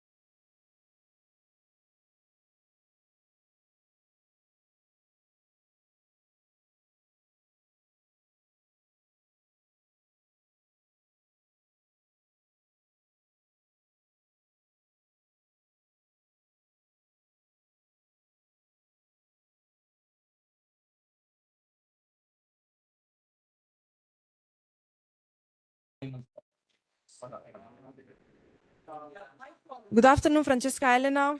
Sì. Francesca, Leila, and Erika, are you there? Maybe they're muted. Hi, can you hear me? Perfect. Okay. Can you hear me, Francesca? Yeah. Good. Now, I think I sent a presentation by mail, and I wanted to know if I'm managing it or you are. How many, sorry? No, if I will be dealing with the presentation in the sense of scrolling back and forth, the slides, or you'll be doing that. Yeah, From we your have to end. figure it out actually, because Right. we have to. Because here I can see my share option all blank, meaning it doesn't give me apparently the opportunity to share, but I'm not used to WebEx, so I'm slightly unfamiliar with WebEx or Webex. Okay, just we have to look for the permissions, because we think we can give you permission to share your own slides, but It may be quicker if you actually put them on, and then I keep telling you next slide, and you move forward. As you prefer, but I think that now you are able to share. I made you panelists, so I think now you can share by yourself. But if you prefer, Let me try. The option is share my webinar window. yeah. Is it? I'll try. Yeah, and now it's working. Yeah, it's work. It looks that like it's working. try Demetrio if you can extend the sharing page, so we also for people in the room to see properly, but we don't see I'm that. not sure I can, because all other option has gone. So as I said, I've not done that with WebEx yet, so I'm not sure I know how to proceed, right? Okay, so Start my video. Francesca, you cannot share any other page other than the one of WebEx? Right. Now I'm trying to see how I get my presentation in. That's my first thing. So let me see. And you, Leila? What about you, Leila? I think I should be able to do it. Should I try? You can. Okay. Would you like me to share my screen then? Yeah, just try. Okay. Let's try so we have like, we make all the tests. Okay. Also, Erika, I don't know if you have any presentation. Yes, I do. I don't know if I'll use it, but I have one. Does it work? This is perfect. We see it, Leila. Okay, great. I'll stop sharing then. Okay, so it works, and we miss Francesca. Well, if you give me instruction on how to share, because I have my presentation here on my desktop, but I don't know how to proceed. Does my presentation work? Yes. Yeah, okay. Perfect. We see it. Thank you. So yeah, it's just Francesca. If you want to try again, or otherwise, if you want, we can move it. You can send it to us. Yeah, I have it. I have the slides. So in the meanwhile, I can just use the USB key. Let me see. Maybe now it goes there. Let's see. Okay, let me open it. Okay. Now it should be visible. I don't see, but let me try again. It doesn't appear among my files. That's the problem. I don't know why. Anyway, let's see. No worries. We can. No, you can always do it at that end, but I want to try again just in case. Okay, okay. There, now I see it. So this is it. Share, can you see it? Yes, yes, we see it. And is it large enough? Yeah, sure. That's fine. That's fine. Okay. If I go in presentation mode, that's fine again. Try. Yes, Yeah. yeah, we could. Yeah. Okay. Perfect. Yeah, it works perfect. Okay. Now I go out. Huh? I'm coming out. Okay. Good. Voilà. What's that? Ah, ok. Yep. And then the 215 gonna be the Ok, sicura? Beh, quello l'hanno cambiato, quello loro. Ma non sono io il chef. Ah, ok. No, è cosa? Angelo il chef. Per questo non so... Okay, just to remind the order of presentations, it will be, I don't know if you have any particular problem in any particular preference for the order of presentation, but we talked about Leila and then Francesca and then finally Rossella. 20 minutes at most for each presentation, and then Erika for 20 minutes overall discussion, and then we open the debate to the public, to the audience, if it's okay for you. Okay. That's fine with me. Perfect. Fine with So, okay. me. I just ask for assistant, give me a warning when it is 10 minutes and 15, right? Because I tend to be sort of talkative. Perfect. So, okay, just 3 minutes, because as you know, we are super late, so people need to refresh themselves, Right. and then we'll be here. Okay, Thank you. fine.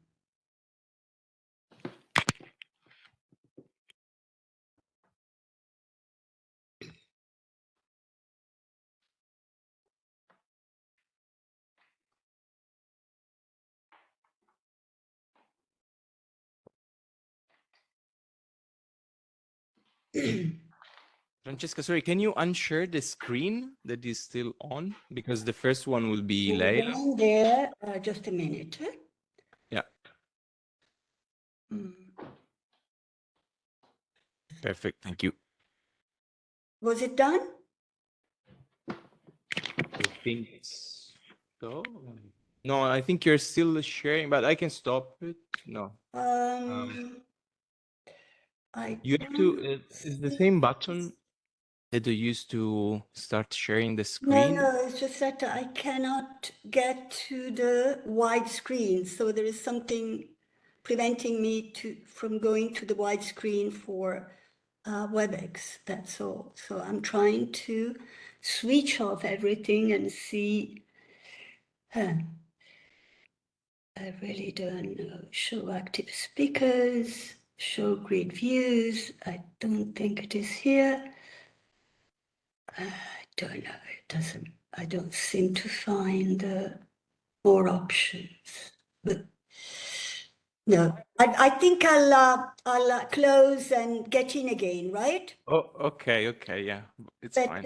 and I'll find myself enabled, will I?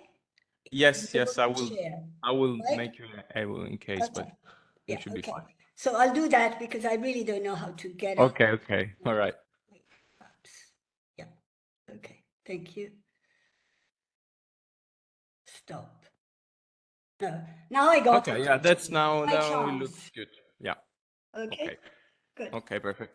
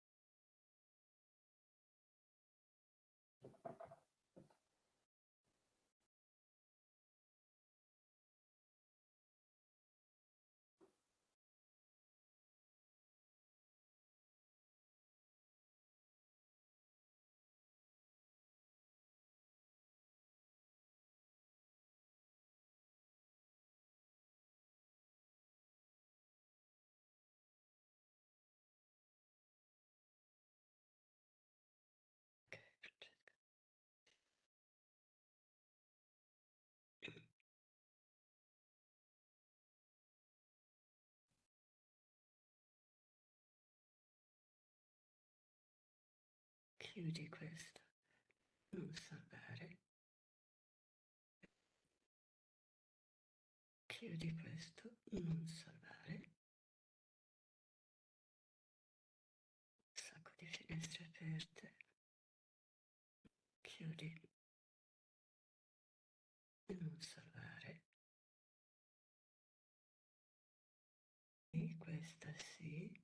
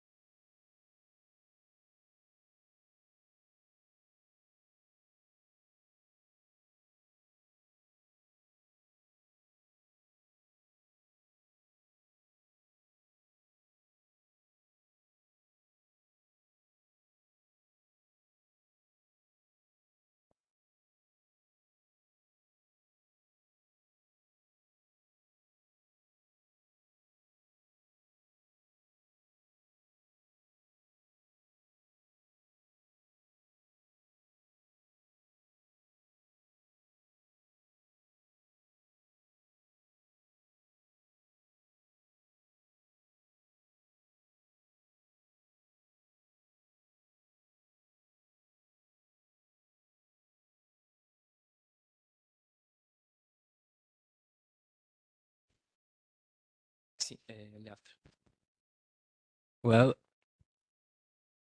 we are starting, and okay, we are a bit late, and sorry for the people online. So welcome to this second afternoon session of our workshop. This session aims at reconsidering national welfare state systems according to both their transformative impact on distributive market outcomes and to how they relate to family settings and individual choice between waged and unwaged working time.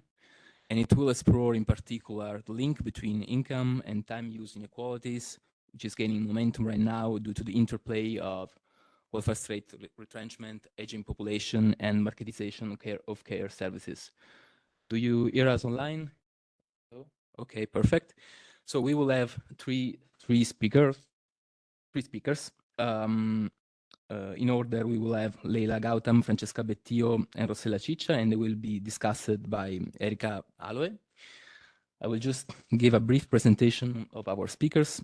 Leila Gautam is a lecturer in economics at the economics department of the University of Leeds.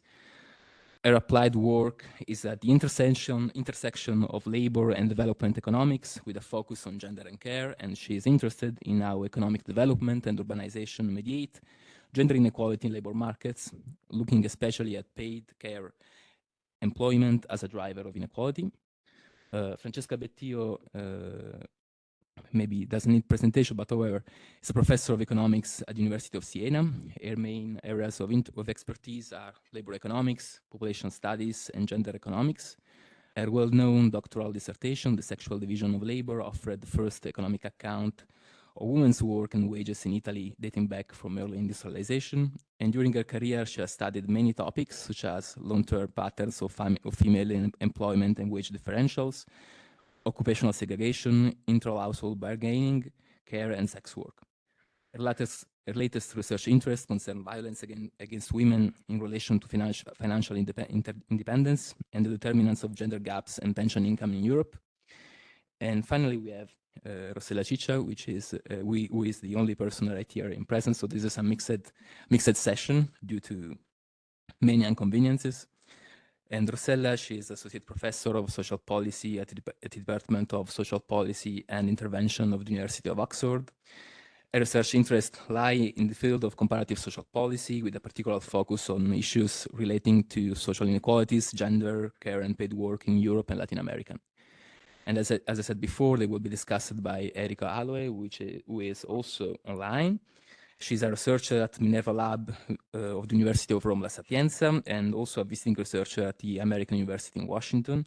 And she also a PhD in socioeconomic and statistical studies, and she's interested mainly in care economics and work-life balance issues. So as in the previous panel, speakers have 20 minutes each for their presentation, and then the discussant will have 10 to 15 minutes. So please, Leila, if you want to share your screen, I'll give you the floor. Thank you. Okay.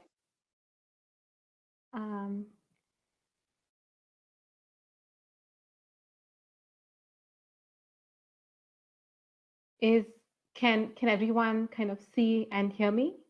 Yes. Okay, great. So let me start, and yeah. So this paper is called Household Production and Inequality in Living Standards in the US from 1965 to 2019. It's joint work with Nancy Falbray, who's at the University of Massachusetts Amherst.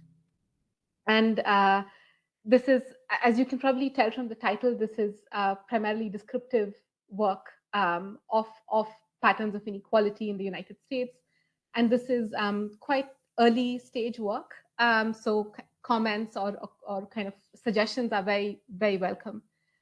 Okay, so there's the question of inequality, income inequality, and how it relates to the labor market in the US is something that has received quite a lot of attention in labor economics. And in particular, there's been a lot of attention to the rising wage inequality after the 1970s, both in the US and kind of elsewhere in Europe. And what's different about the US is that household income inequality tracks male or kind of wage inequality more broadly quite closely, in that we've seen a fairly big rise in household income inequality since 1980 in the US. but there's been a lot less attention paid to living standards as kind of distinct from income inequality. And the reason I say this is because we argue that income or even expenditures give an incomplete picture of living standards and therefore inequality in living standards. And I mean, there are many reasons for this. And one reason that we focus on here is that household production or kind of unpaid care matters for living standards. So just to kind of take an example that we see from the data. So if we think of two adult families with two children, on average, dual earner families earn about $20,000 more annually compared to single earner two adult families with two children. But the latter set of families spend about 44 hours more per week on household production. So, I mean, this is a fairly kind of striking example of how looking just at monetary income could kind of give very misleading, could give a very misleading picture of what living standards are actually like. And of course, the implications for inequality really depend on the joint distribution of money and household production. So is household production more or less similar across the income distribution, or is more money or more income associated with less time devoted to household production? If we just look at neoclassical economic theory, then yes, because you have the story about how rising, if you have higher wages, then you're likely to devote less time to household production, and of course the extent of this difference depends on preferences and household production technology. By the latter, we kind of broadly mean the extent to which one can substitute unpaid work for paid market substitutes. But kind of the overarching point is that income is a biased proxy for living standards, because you have this systematic negative association of money with household production. And there is some empirical evidence kind of in support of this. So we have a paper in 2005 showing that the decline in food expenditures after retirement can actually be explained, or at least can be partly explained by the increase in time devoted to food preparation. So in a sense, kind of time does substitute for money. There's work that Nancy and I did recently on childcare expenditures, where we show that childcare, particularly supervisory childcare, is something that is substitutable to a very big extent. Like you can substitute unpaid childcare for childcare expenditures in the US. And there's also some work that's less related to us, but it looks at how income and leisure could be substitutes. Okay, so this is just a scatter plot from the panel study of income dynamics from the US in 2017 and 2019, where you have expenditures and income on the x-axis, and you have time devoted to household production, which here is broadly just housework and childcare. And you see this fairly clear negative relation between money and time devoted to household production. And of course, the PSID is unique because it's one of the few data sets that actually have data on both income and time.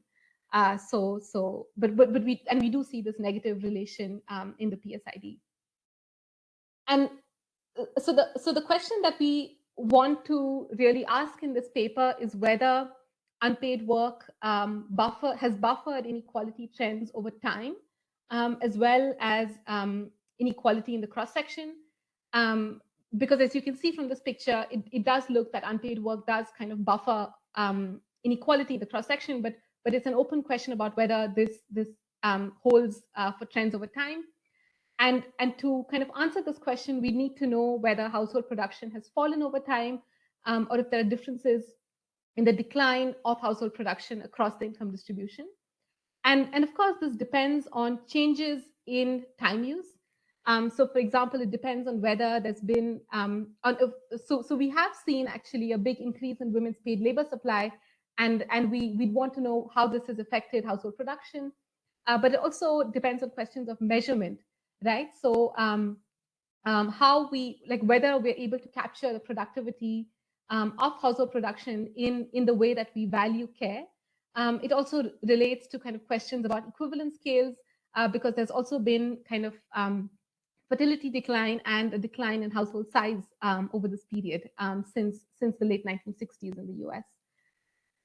Okay, so in terms of existing research, we do think there is a big gap here because we have either snapshots in particular periods of time. So we have this paper by Fraser and Stewart from 2011 that uses the 2003 ATUS.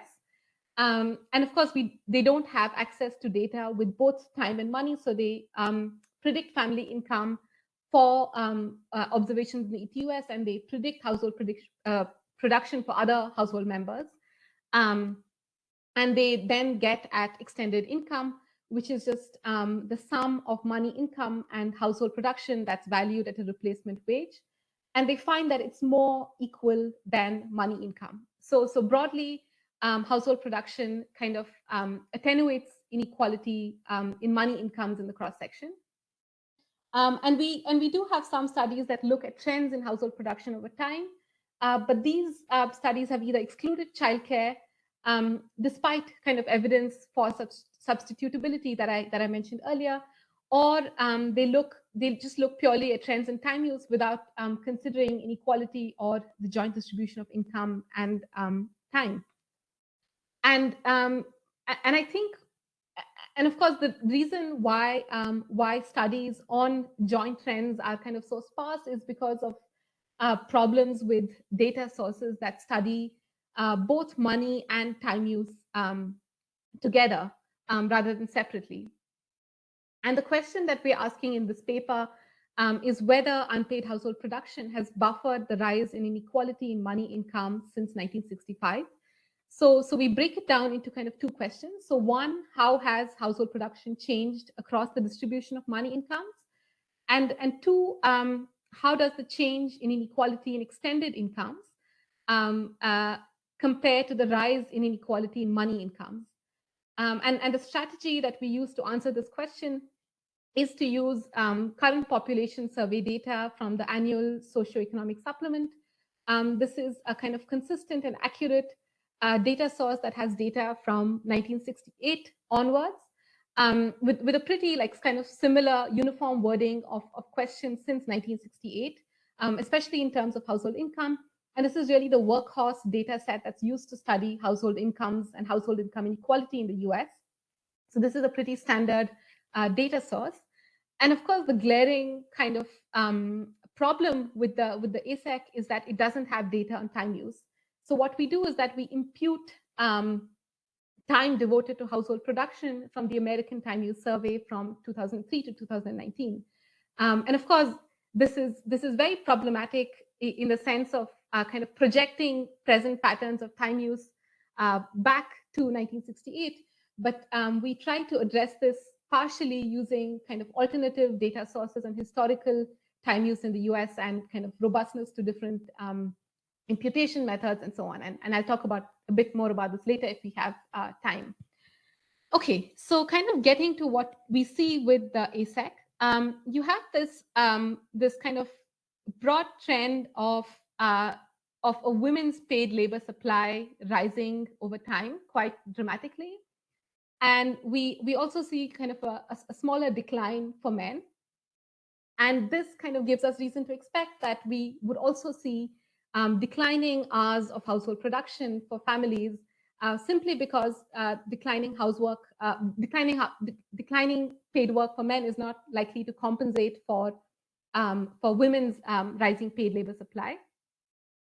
And this decline for women is really more prominent at the middle of the income distribution and less so at the ends. So it's in the middle, like between the fourth, fifth, sixth, and seventh deciles that you see the biggest kind of increases in women's paid labor supply in terms of hours devoted to paid work.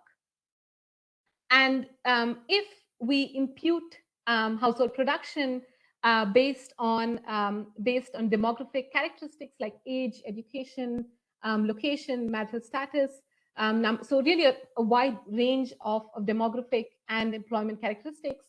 And we impute kind of hours devoted to household production and then sum them up across household members. We again see the biggest drops in household production since 1968 occur at the middle of the income distribution, right? So this is this really striking pattern where across income deciles, hours devoted to household production have fallen in 2016 to 2019 compared to 1968. But the drops have really been very big at the middle of the income distribution rather than at the bottom or at the top.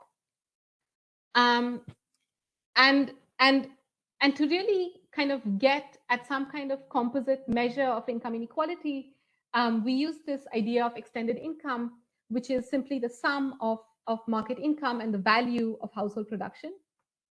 And there's really no consensus about how to value time devoted to household production, but there are broadly kind of two dominant approaches. The first being the opportunity cost approach, where you kind of use an individual's own wages if they're employed, or you use some measure of predicted wages if they're not employed and if you can't observe their wages.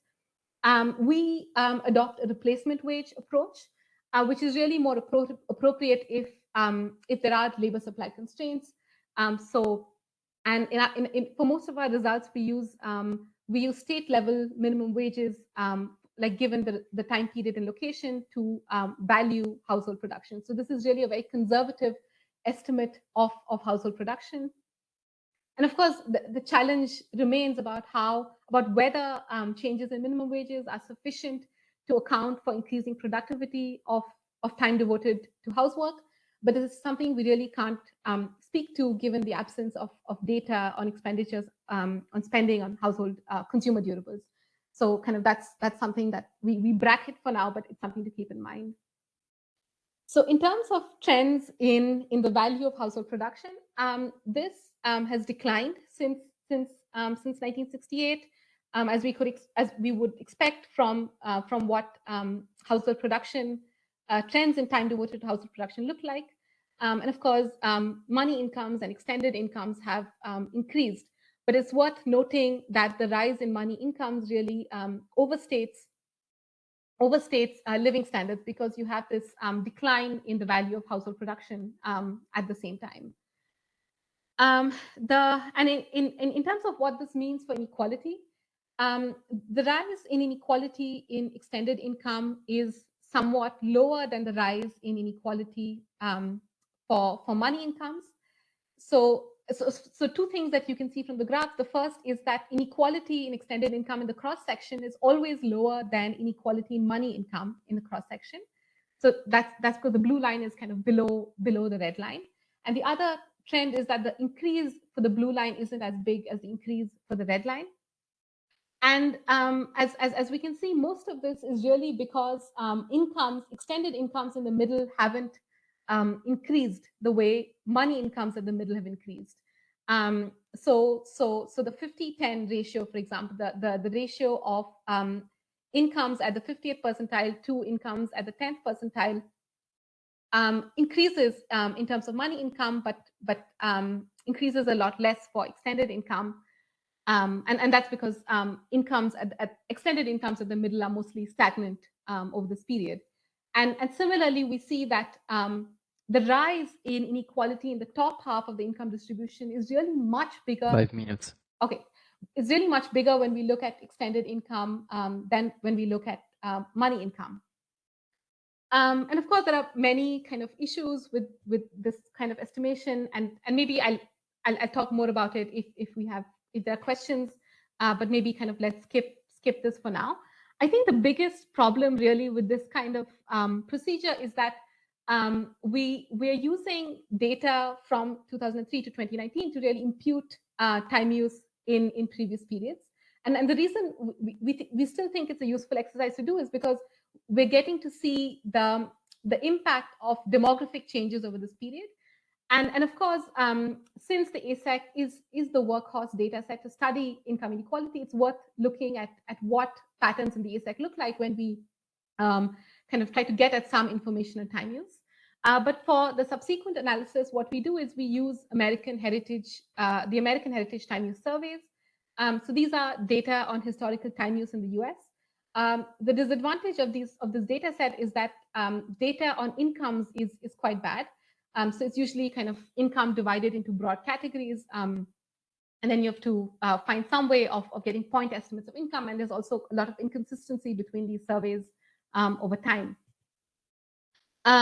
Okay, so this is so the HTUS, like I said, is a database of national time diary samples collected over 6 decades in the US, and we focus in particular on the Americans' use of time from 1965-66, and the time use in economic and social accounts from 75-76, and then we use the HTUS for the more recent period.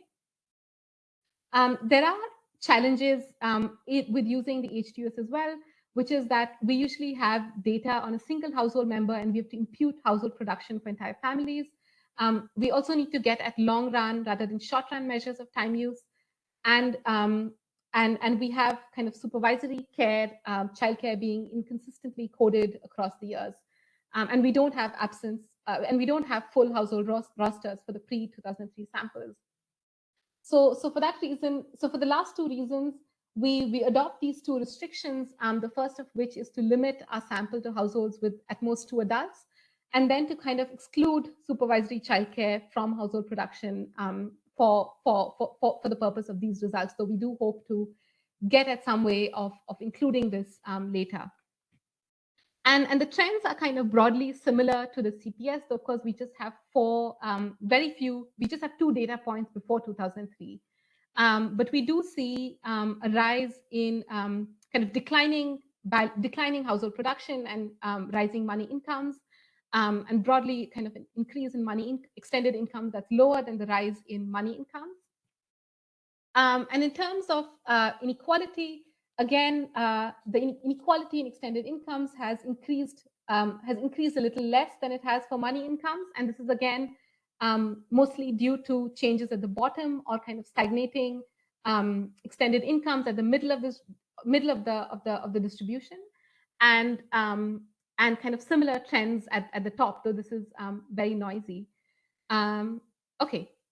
So to summarize, in the absence of a single consistent data source to study the joint distribution of money and household production over time, we've kind of instead used various imperfect sources and try to combine data on income and household production to get a picture of how household production has changed over time.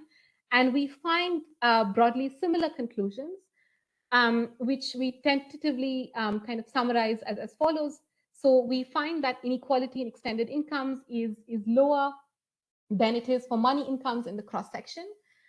We find a decline in household production over time, which means that rises in money incomes likely overstate improvements in living standards. We also find that the rise in inequality in extended incomes is slightly smaller than it is for money incomes. And this is largely because living standards in the middle, where living standards are understood broadly to incorporate money and household production. So living standards at the middle either rose more slowly or they did not rise at all when we look at extended rather than money incomes. And of course, like I said, this is really kind of preliminary early stage work. So comments and questions are very welcome. And these results really are kind of provisional in that we are trying to kind of improve how we use the data and how we interpret the data. So kind of any questions are welcome. And let me stop sharing. Thank you very much, Leila Gautam. The room is uploading, and thank you for staying within the 20 minutes. I think there will be lots of people interested in discussing your work later on. And now I'll give the floor to Francesca Bettillo for the second presentation.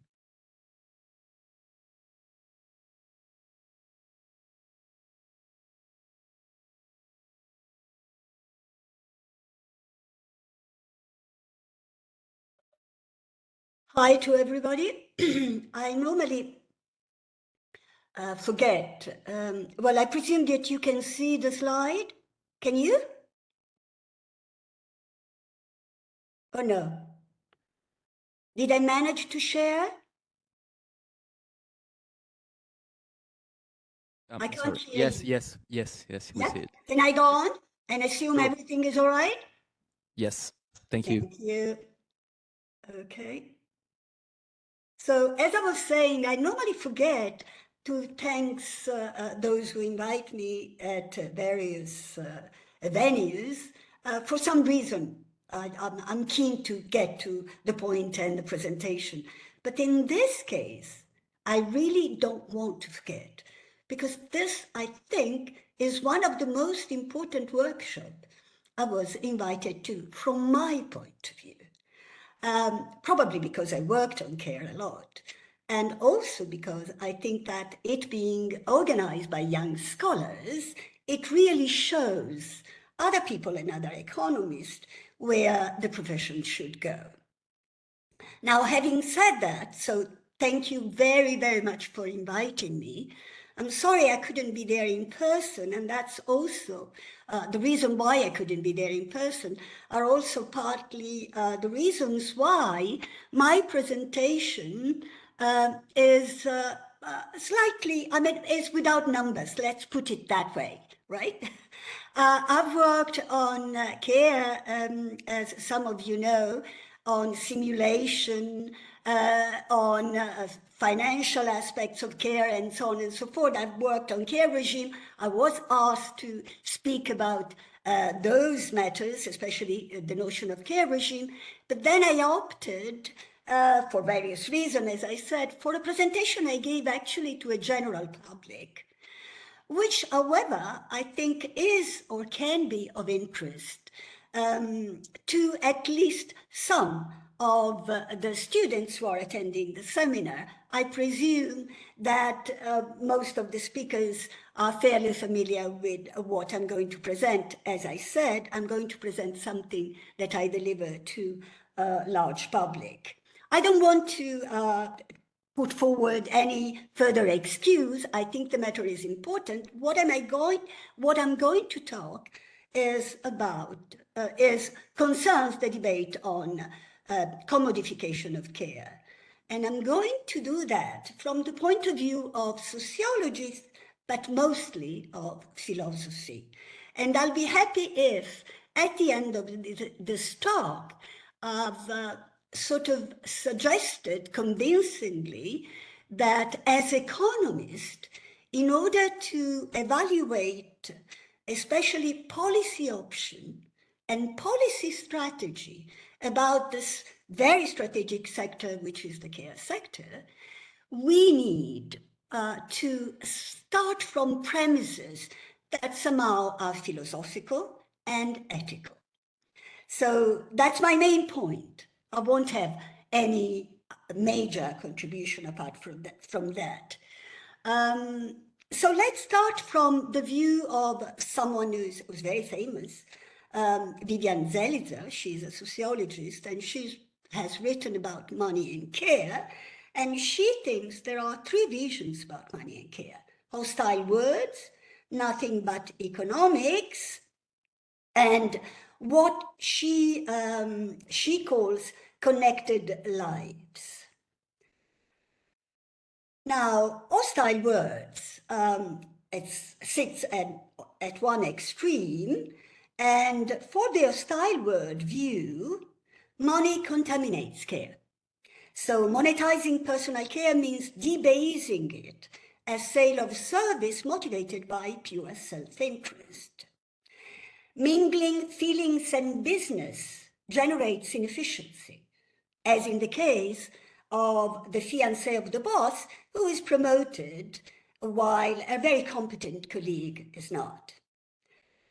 The realm of money and economics, of course, involves rationality, calculus, efficiency that rule economic exchange.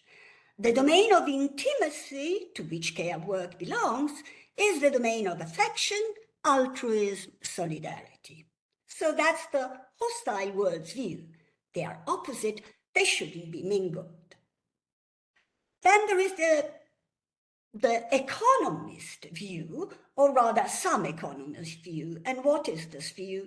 Well, you are presumably, this audience is rather familiar But let's just recall an example to sort of have the feeling of to what extreme economists can go with their vision that exchange between care and money are nothing but economic exchanges. Let's just read this excerpt from Friedman. Sorry, okay. The members of a couple who have been married for some time have made a relationship-specific investment, bearing costs that will produce benefits only if they will not separate. Both invested materially and emotionally in their joint product, i.e. their children.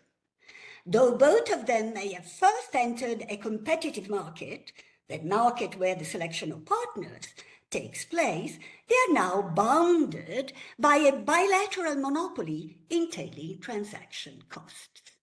Nothing but economics, as I said. Now, the vision of the sociologist, but I don't seem to proceed anymore with my slides, so okay. The connected lives vision of Zelizer is, of course, in between the two. And according to her, people constantly negotiate the exact content of important social ties, including care work, marking boundaries between the ties by means of everyday practices, including economic activities. Now, this may sound abstract, but Zelizer maintains and demonstrates throughout her book, with millions of examples, that what she means by this constant negotiation between money, affection, feelings, finances, and so on. And she claims, with very well chosen examples, that actually this is the view that has been upheld by the judiciary in the USA. Take this example. Well, she in fact maintains that USA courts introduced innovative legal concepts to resolve connected lives, including implied contract, thankless care, missing care. The example I'm going to read through quickly is one of that she would call thankless, rather the judges called thankless care. Alice Ann Beecham was cut off from the will of a mother-in-law in favor of the grandchildren of the mother-in-law. And this happened in spite of the fact that Alice had taken the elderly sick woman into her own 2 years after marrying the son, and had cared for her until death for more than 6 years. Now, Alice contested the will, and the first trial court ruled in Alice's favor, finding, that's important, an implied contract to pay for her personal services. The ruling was reversed by the appeal court, but eventually reinstated by the Supreme Court, which accepted the implied contract argument on the ground that the 24-hour services given by Alice went beyond what is normally expected from a family member in terms of unpaid care. In essence, in Zelizer's view, or rather in the judge's view, the court resorted to the innovative legal construct of thankless care. Okay, so we have true vision. Does it matter? And why does it matter to sort of take sides with, to side with one of these visions? My reasoning are because of the sheer size of care economy, because of the growing commoditization of care, And because each vision, and that is crucial, entails different opportunities and different risks for gender equality. Now, here I've got a few slides with numbers, which you know very well. So I'm just going to mention them very quickly. Unpaid care in percentage of GDP, unpaid care work in percentage of GDP. Obviously, unpaid work has been valued by one of the method that Lila mentioned in preceding presentation. And it is a wide varying range from 40% in Australia to 2% in Kyrgyzstan. But if you take the middle countries, so to speak, it is about 10% or more, which is a really large share. That's unpaid care work. As to the side of the paid care work, of course, there are many measures, but if we take the ILO's approach, then we have something like close to 15% in terms of share of care workers and domestic workers in total employment, which is a very large share. And that excludes non-care workers in care sectors. Otherwise, we come to about 20%, which is a really large figure.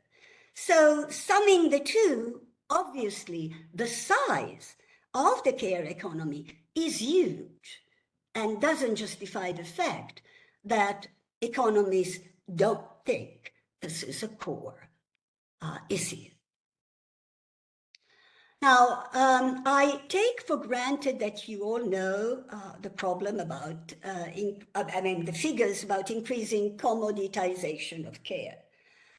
But what I want to come to is why this asks us to reflect how we make choices about the care sector, about commoditization, and about specific policy options.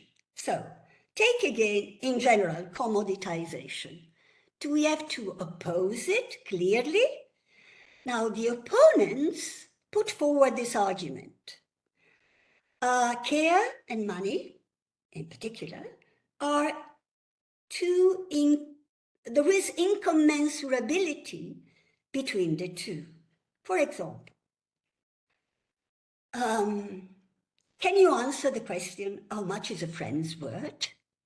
Obviously, you would be in difficulty. But the difficulty of this question, these people argue, is a clear example of incommensurability. Then there is the open-end nature of care responsibilities. Contracts fail to fully accommodate caring obligation, which by their very nature are unspecified and without clear boundaries.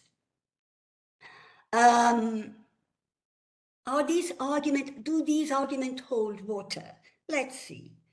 Let's see the case of the friend first. Well, if suppose that you have a friend that you see often, and you're offered a job that takes you really away from the place where you can meet her or him and spend time with her or him. Well, the moment you accept the job offer, you are implicitly putting price on this friendship. As to the open-end nature of care responsibilities, well, what economists call incomplete or implicit or implied contracts have always existed, and they tend to be comprehensive despite being incomplete in some sense. There are other arguments I'll skip over because I don't want to be late. Okay. And therefore, let's look at the other option. Rather than opposing commoditization, let's focus on the question on how best to combine formal and informal care. Now, the issue of complementarity of formal and informal care has come up quite often in the previous session. So that's something that is obviously relevant to this kind of workshop. And there are two 5 issues minutes. here. Yes? How much do I have? 5. Thank you. Why combining and how to combine? Now, I'll skip on why combining because I think we are all convinced from the debate that I've heard that we need to combine.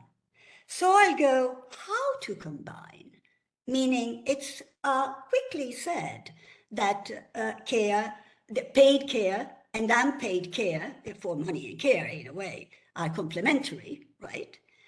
But the issue is, where does the complementarity stop? Which quality of complementarity? How do we make choices? Now, here there is someone, her name is Klassen, that in an article in Hypatia has developed care capability theory, as she calls it. The care capability theory demands two basic capabilities. The basic need for care, for somebody who needs care, must refer to a level of care, that's crucial, that brings person the capacity for agency that a person in question can reasonably be expected to attain. We may be talking about an elderly person that at best can expect to attain limited capacity for agency. But that capacity, however limited, must be ensured with the care he or she receives. And that's called the capability for receiving care. Then, as far as caregivers are concerned, well, according to this theory, which of course builds on sense theory and Nussbaum theory of capabilities, well, according to these theories, caregivers should be warranted the capacity to take care, but also that of being able to work. And that, again, is because the ultimate goal of capabilities is to ensure capacity for agency. And capability for giving care, if it is not accompanied by work capability, may hinder capacity for agency of a person. Okay? Now, how does this theory help us make choice? Well, it helps us make choice because capabilities may be in conflict. Here, I'm considering three models, very simplistically. I'm not a philosopher, so allow me to be simplistic in that sense. But it builds on philosophers' work, and philosophers like Fraser on the one hand and Krebs on another end. And the models are universal breadwinner, the bulk of care is outsourced to the state. Universal caregiver, care work is fully shared within the couple or within family, which implies a labor market that enables every worker to be a caregiver without being penalized. And the last model is caregivers' choice, meaning potential caregivers are enabled to choose whether to take on care responsibilities or resort to paid care, but without being penalized. Now, how do we choose between models, and how does it help us thinking about specific policy options? That's my last reflection. The universal breadwinner model. It universalizes the traditional male model, but the risk is that it devalues care work. And we talked about it in many ways. The universal caregiver model is certainly the best, certainly for childcare, but has still has a main shortcoming. It is utopic. Still, the caregiver's choice is actually premised on a personalized budget that makes people free to choose whether to give care or to delegate care, of course, paying it for it. Now, in Clausen's view, the caregiver's choice may be appropriate, for example, for elderly care. In fact, it may be the best model for elderly care, but only where traditional gender norms are weak. If traditional gender norms are strong, then even the caregiver's choice, even if premised by a generous personalized budget, may perpetuate gender inequality. Okay. Now, is this only philosophy? Not exactly.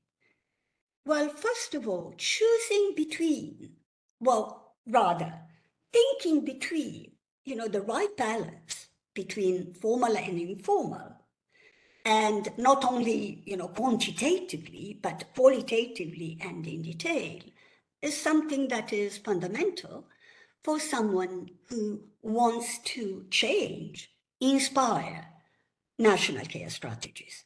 But even if we come to the nitty-gritty, there are thinking in terms of which model to choose and which are the consequences may help us choose among policy options. For example, in the case of elderly care, the caregiver's choice, as I said, is premised on a personal budget. Okay, the question is, whom should this personal budget be allocated? Note that in France, for example, in case of the elderly care, there is something very similar to a personal budget. The personal budget has problems, has several problems. I don't have the time to talk about this, to the problems it may have in practice. But it exists in some form, at least in some countries. Now, suppose that you think in terms of that, and you ask yourself, we have to conclude. I'm concluding. Thank you. You ask yourself, do you give it to the elderly or to the caregiver? Well, if you want to be consistent with the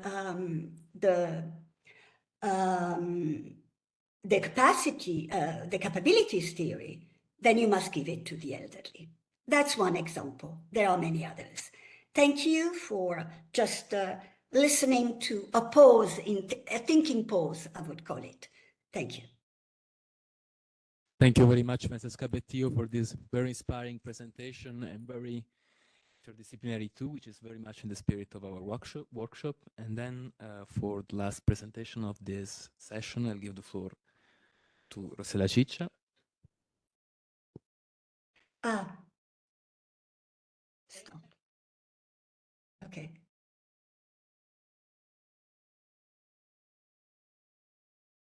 Can you see my slides? Yes. Yes. Great. Yeah. Fine. Okay, last presentation of the panel and the day. So I will try to keep you entertained. So I think my presentation follows well from Francesca because it takes some of her points. What I actually wanted to do in this presentation is to tell you a bit about feminist analysis of welfare state as a distinct but connected perspective to care economy. And actually wanted to focus on the last part of the title of this workshop. You think I need that? Yeah. Yes. Okay. It's for the Yes. Which is towards new direction of research. So I want to tell you something about taking stock from the scholarship, which has been a very powerful scholarship. But also, what are the gaps? Where do we fall short? And I think here, bringing in the care economy can also be of use. So to set the scene, I mean, care is central to feminist theorizing of welfare state. And actually, I think the very notion of welfare state changed because of feminist perspective to incorporate care and paid work families as producers of welfare. And so there is a lot of research on care and welfare state study. And you could say that despite different perspectives that they have, they all kind of agree that the main problem is the gender imbalance in the division of paid and unpaid work. So they have a common diagnosis. Of course, they don't have a common solution. But the other thing they have in common is that they try to be transformative. They want to alter this care gender nexus. And the issues they debate is how to confront these issues. No, this. But as I said, there are different perspectives, right? And care, we talked a lot about care today, is quite complex. So what are the complexity of care?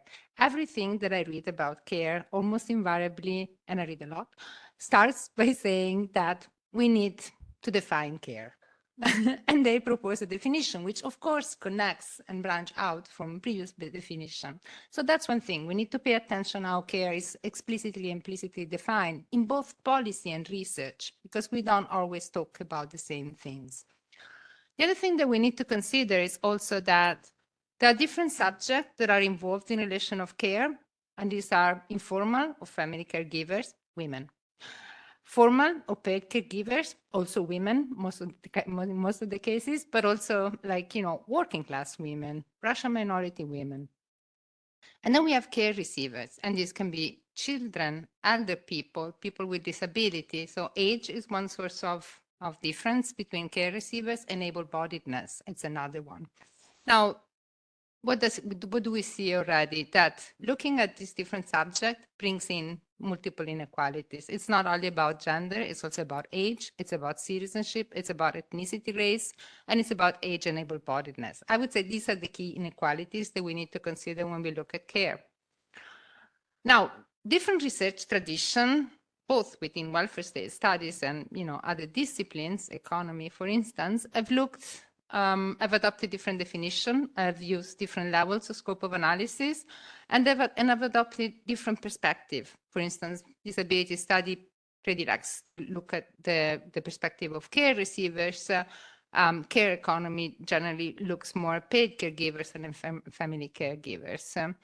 But also implicit or explicitly, these different research traditions have different normative ideals. And here I think I connect with what also Francesca was saying, like it's not only about policy, and it's not only about economic, or it's not only about financial, reasoning. It's also about principles and ideals of good care. And I want to talk a bit more in detail about two research traditions that we find in welfare state analysis, not because they're the only one, but they have definitely been the more prominent ones, and maybe even the most ambitious ones, I would say.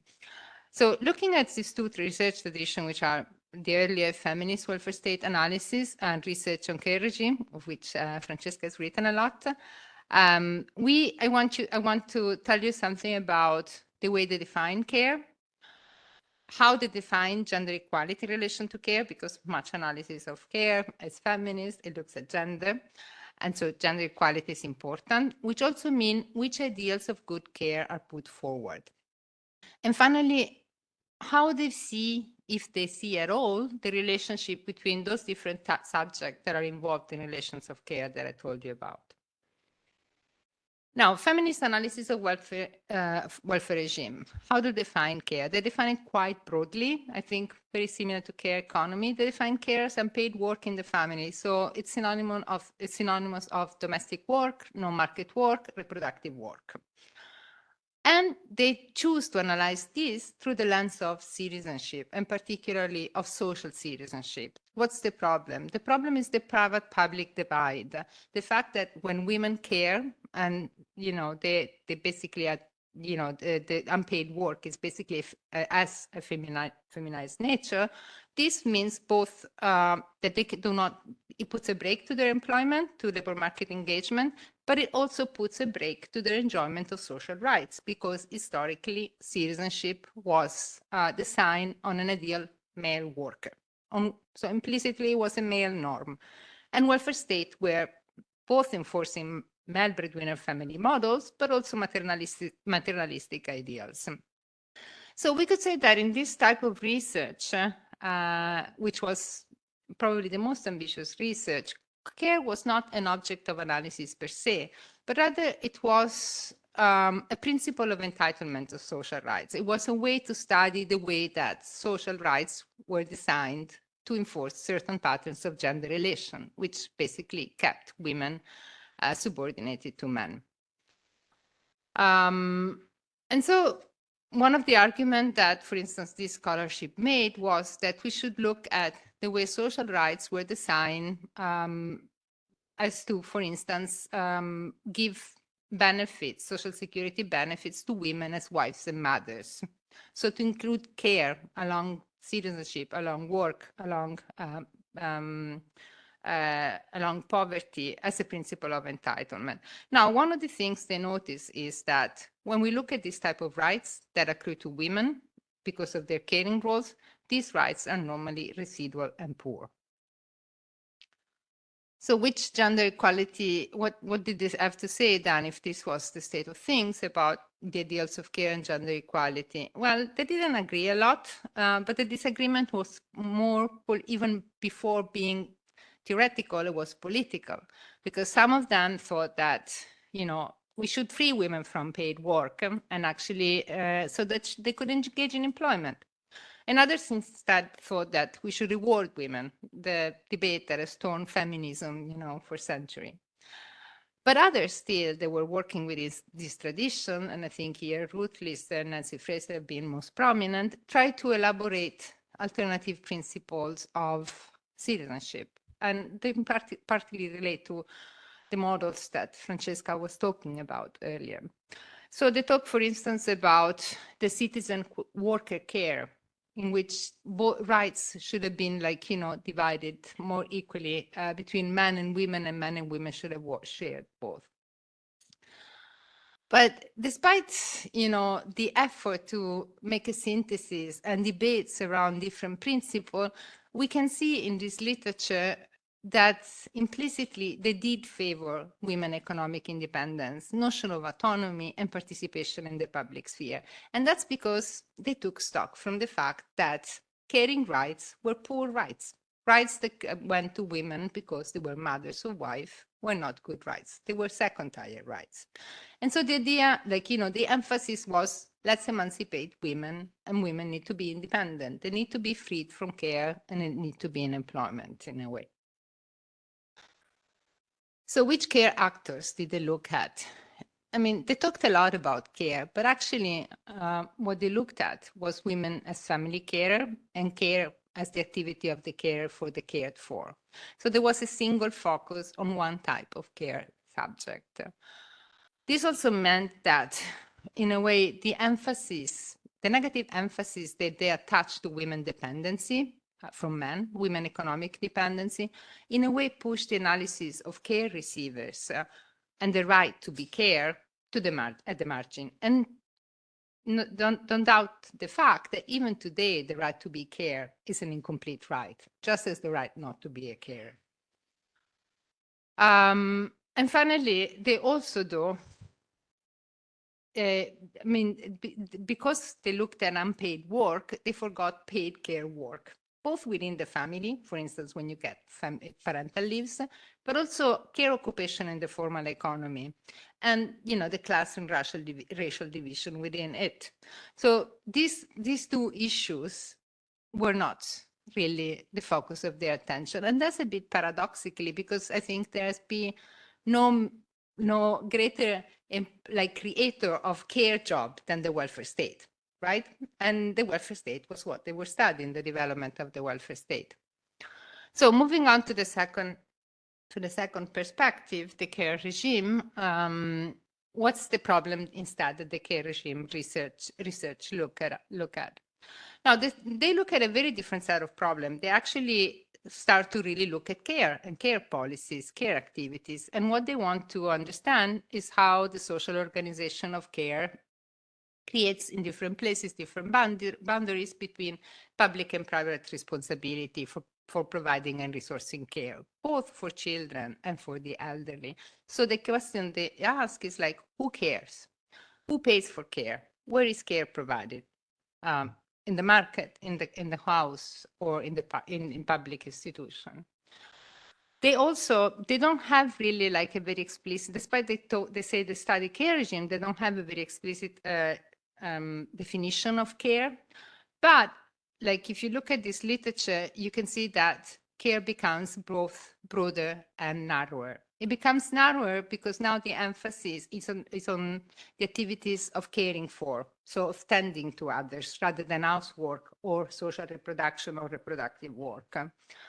But it also becomes larger because we're not looking anymore only at care in the private domain of the family, but also at public-private divides, formal, informal care, paid and unpaid care, because we're looking at how care is divided between different subjects. So, which is the main concern of this literature? The main concern of this literature is not to leave the family alone with the burden to care. So what it wants to push for is for alternative to familiar care. And of course, when we talk about the family, we're talking about women. But many of the concepts used by this literature revolve around families, which means that normative concerns about gender equality become more implicit. And in fact, this literature really, we could say, shift from equality and debating different routes to women's emancipation to notion of choice and capabilities. So the point of reference, what about subject? Well, the subject, the preferred subject of this literature is the family caregiving, but actually it's the working mother, because much of this literature is more and more developed around childcare, especially more recent studies. And this is also like, you can see again the same gaps that you noticed with the previous literature. It pays little attention, for instance, to the implication of different private and public mixes on the rights and needs of care receiving. For sure, if you're in need of care, it makes a difference who's providing it and how it's providing and how they're working and how they're paid. But this is not considered. And this means also that it does not really consider a lot the fact that the creation, for instance, of market for care creates new conflict lines between formal and informal cares. Plus the fact that I think we're going to hear about tomorrow, like, historical enclave of domestic workers in many countries actually created old conflict lines. So what about relations? Well, since there are many subjects in this case, again, but the emphasis is again on mostly on informal caregivers, relationships are not explicitly theorized. Nonetheless, we can see that there are implicit assumptions in the literature. And these assumptions are different if we talk about childcare or if we talk about elder care. If we talk about childcare, it seems childcare is good, both for the mother and the child. The child, develops better if it's in childcare, kind of social investment perspective, how we call it in welfare state study nowadays. And the mother, she has now more leisure time, more time to engage in employment. But the actual discourse is very different when we talk about elder care, because in this case, actually, it's all about conflicts. For instance, survey research normally shows that elder people want to continue to stay in their home, even when they're as long as possible, right? But this conflicts, for instance, with the desire of family caregivers not to have to care themselves. So, and it's not only about care receiver and informal caregivers, it's also about paid care workers and family caregivers, because there is a lot of literature about domestic workers and how women employers of domestic workers are not supportive of domestic workers' rights and struggles for better and decent jobs.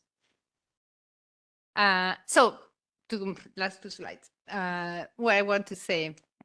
So I think that this literature, the feminist welfare state analysis, has been powerful, has produced a lot of innovation, but still the agenda is unfinished. And I think that the unfinished agenda concerns, first of all, the fact that we did not pay attention to other actors, to some set of actors that are nonetheless involved in care relationships, and that means that they are also the subject of care policies. And indeed, care policies often target these different subjects. And so we need to pay more attention to integrate the perspective of care receivers, paid care workers, and informal caregivers. And I think the reason why we haven't looked at that is because we have emphasized so much independence, emancipation, and autonomy that the whole idea of the welfare state from a feminist view has almost become about reducing care dependencies. And this is something that disability studies and activists, for instance, criticize, and rightly so.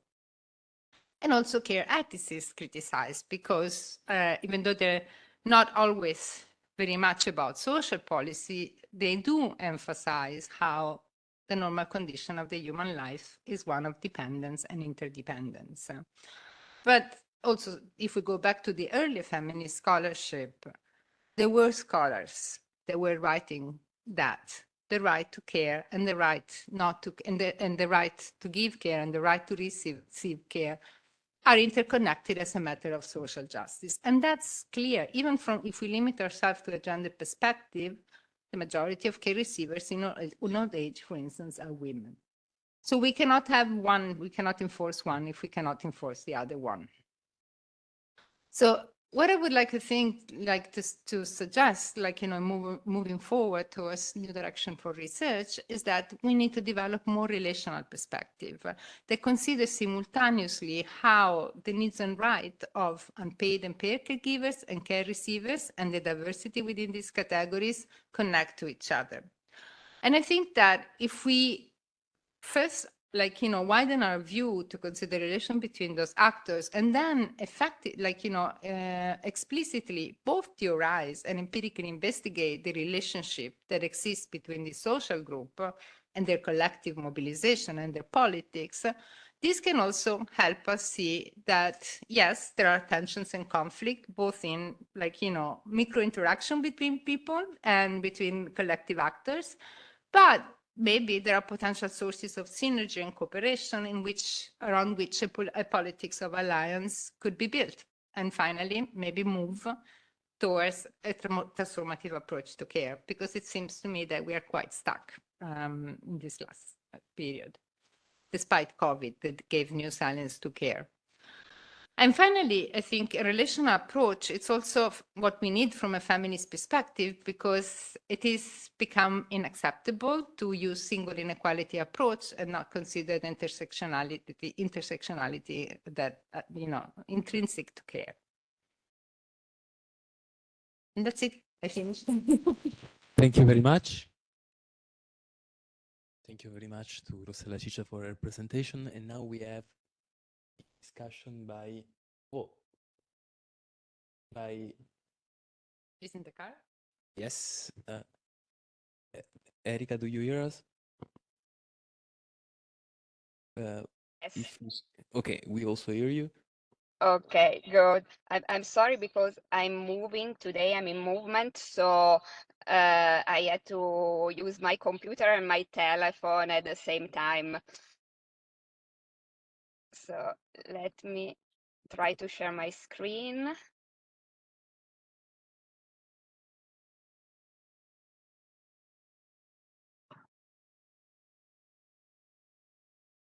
You have 10 to 15 minutes for your discussion. Okay, I will try to use just 10 minutes, because I want to give time to the audience to ask questions too. So I'm here today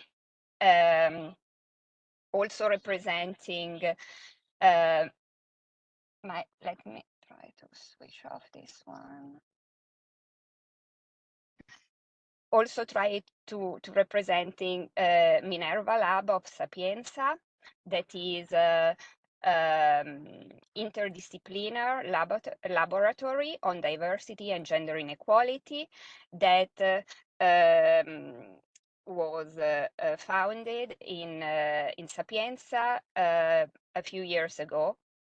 and that includes a number of scholars from different disciplines.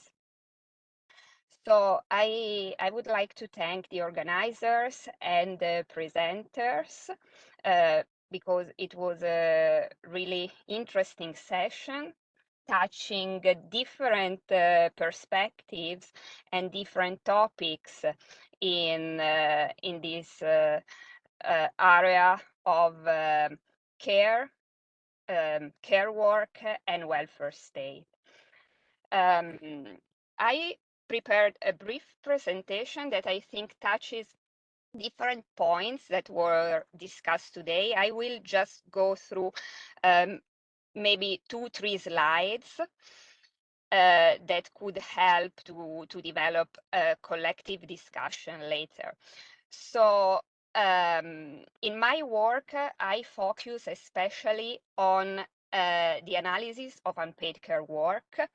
And as some of you mentioned today, the first challenge that we find when we approach this kind of analysis is to find a definition. And this is the reason of this difficulty is that unpaid care and domestic work takes place within the household. And so it's an area of economy where the work is hidden. And as many other scholars, what I did in my work was to use the definition that was developed by Margaret Reed in the 1930s, that is the so-called third-party criteria. But this criteria has its limits because the care produced within the household cannot be perfectly substituted with the care provided by the market. There are some aspects of care that are still care work that are not provided by the market. And so what we should do in that case, should we not count that care work as care work? So what I did personally was also to apply concepts developed by sociologists, as Francesca mentioned today, the very important interplay between different disciplines, economy, sociology, philosophy. And in sociology, Anne Oakley developed a different definition of unpaid care and domestic work, which refers to the perception of work that the care provider, the domestic worker, has about work. And in particular, she highlighted that the unpaid care domestic worker applies certain standards and routines when providing care and domestic work. And another aspect that I would like to point out before asking questions to the speakers is related to the right to care and the right not to care. We usually focus our analysis on policies that are about the right to care and less about the right not to care. And I found in the work of Nancy Folbre a very interesting, a very useful idea. That is that unpaid care work in families is defined both by moral and legal commitments to specific people. and that the fear that no one else will take responsibility prevents caregivers from threatening to withdraw their services. So why we give less attention to the right not to care? Because the society relies on the care provided by family members because they have no choice. And lastly, the focus of this session is on welfare. And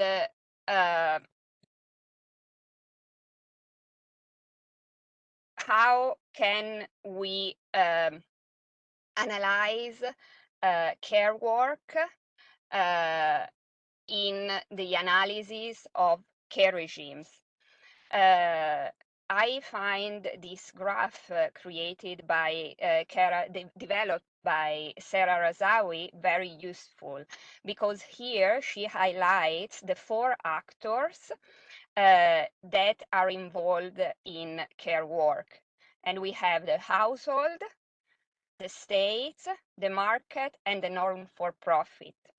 And in relation to how care work and care is provided by these 4 actors, we have different care regimes that could be more or less familiarized. And the very last slide, this is something from an analysis that I did, that I performed on time use data in Italy. And I compared the last available data with the data of 1989 from another study. And what I noticed is that, yes, the time devoted to work, both paid and unpaid work, decreased both for women and for men during this time span. But in the end, the share of time that women devote to paid and unpaid care work did not change much over so many years. So women are still mostly responsible of unpaid work, both domestic and care work. And for this reason, they have less time to devote to paid work. So going to the questions that I have for the speakers, I will start with Leila. Her analysis was very interesting, and she mentioned some point about the analysis along time. And she said that it is interesting to use this data even if they are incomplete, because they can still give an idea about the demographic change. And I would like to ask her if she thought also about the technological change that happened during this time, and about the change in care services provided by the market and the public sphere. And then in her conclusion, she pointed to some preliminary results that show that inequality in extended income is lower than inequality in money income, if I understood correctly. And I would like to ask her what are her ideas about possible explanations for this result that I find very interesting.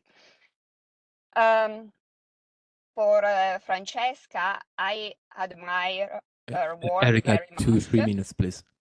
Okay. For Francesca, I admire her work very much, and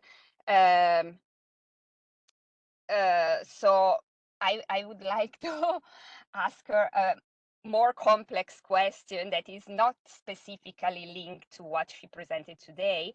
So she spoke about the choice between different care models, the universal breadwinner, universal caregiver, and caregiver's choice.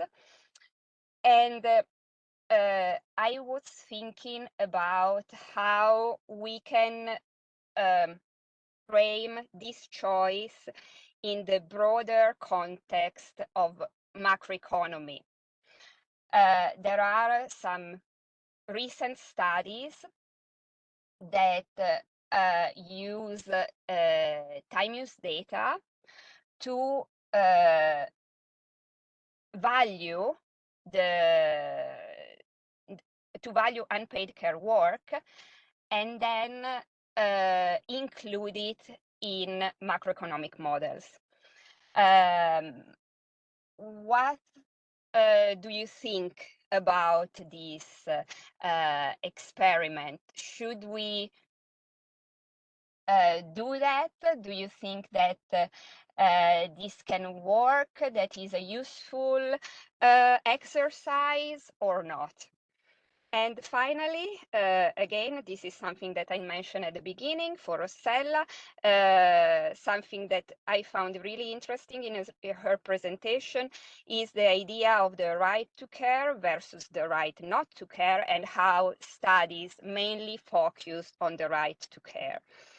And I think that we do that because we take for granted the fact that if there is no care provided by the market or the state, the care responsibility lies on the household members. And so there is no need to analyze the right not to care because there is no possibility for such right. So I would like, since I'm sure that she read more than me about this topic, if she could give us examples of studies or other ideas on this topic. Thank you. Thank you, Erika, very much. And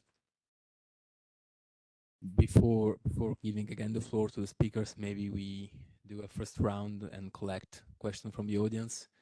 And the same rule applies as before, so you should come here and sign the form, please.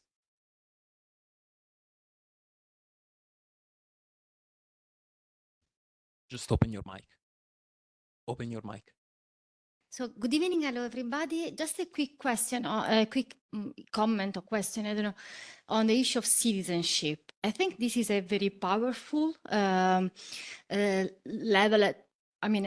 That's a very powerful level at which we can put the discussion, no? Also because it can help us to get out of this very claustrophobic setting, which is anyways in the end the family, or something that replicates the family. So the home base as something which is, as a sociologist of the family, I would say like just replicating the family setting, although maybe the person that enters in the family is not connected with family ties.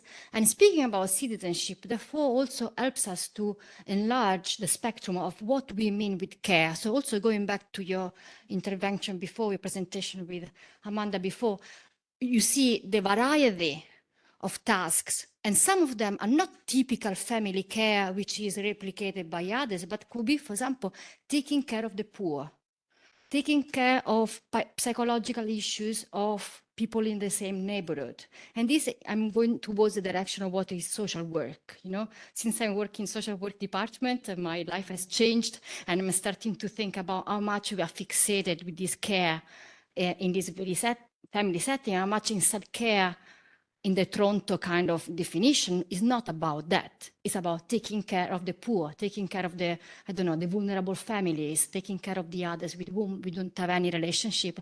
And this is also unpacking the centrality of choice that Bettio spoke about, because in that situation, you are not choosing. It's not about choosing what kind of care you want. It's about trusting someone else, which is the state, which is the community, which is the neighborhood, which is the social workers, in providing you the best care you can have.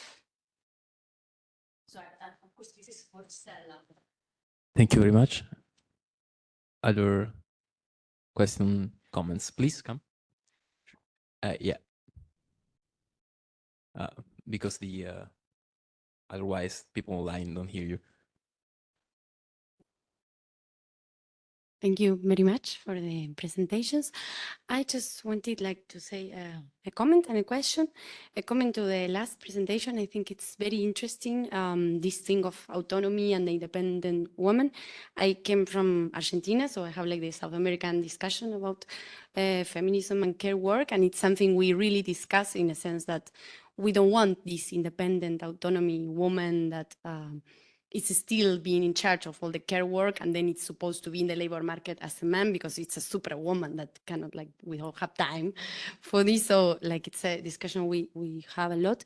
And now the discussion is more about, I wanted to know, the speakers, what do you think about the income salary, universal income salary? Because in Argentina, it's coming from a perspective of, okay, if we cannot monetize the care work, okay, maybe this is a solution for at least for those who are caregivers to have a minimum salary. Thank you. Other interventions? Please, Ipek, then Demetrio. Demetrio, if you want to.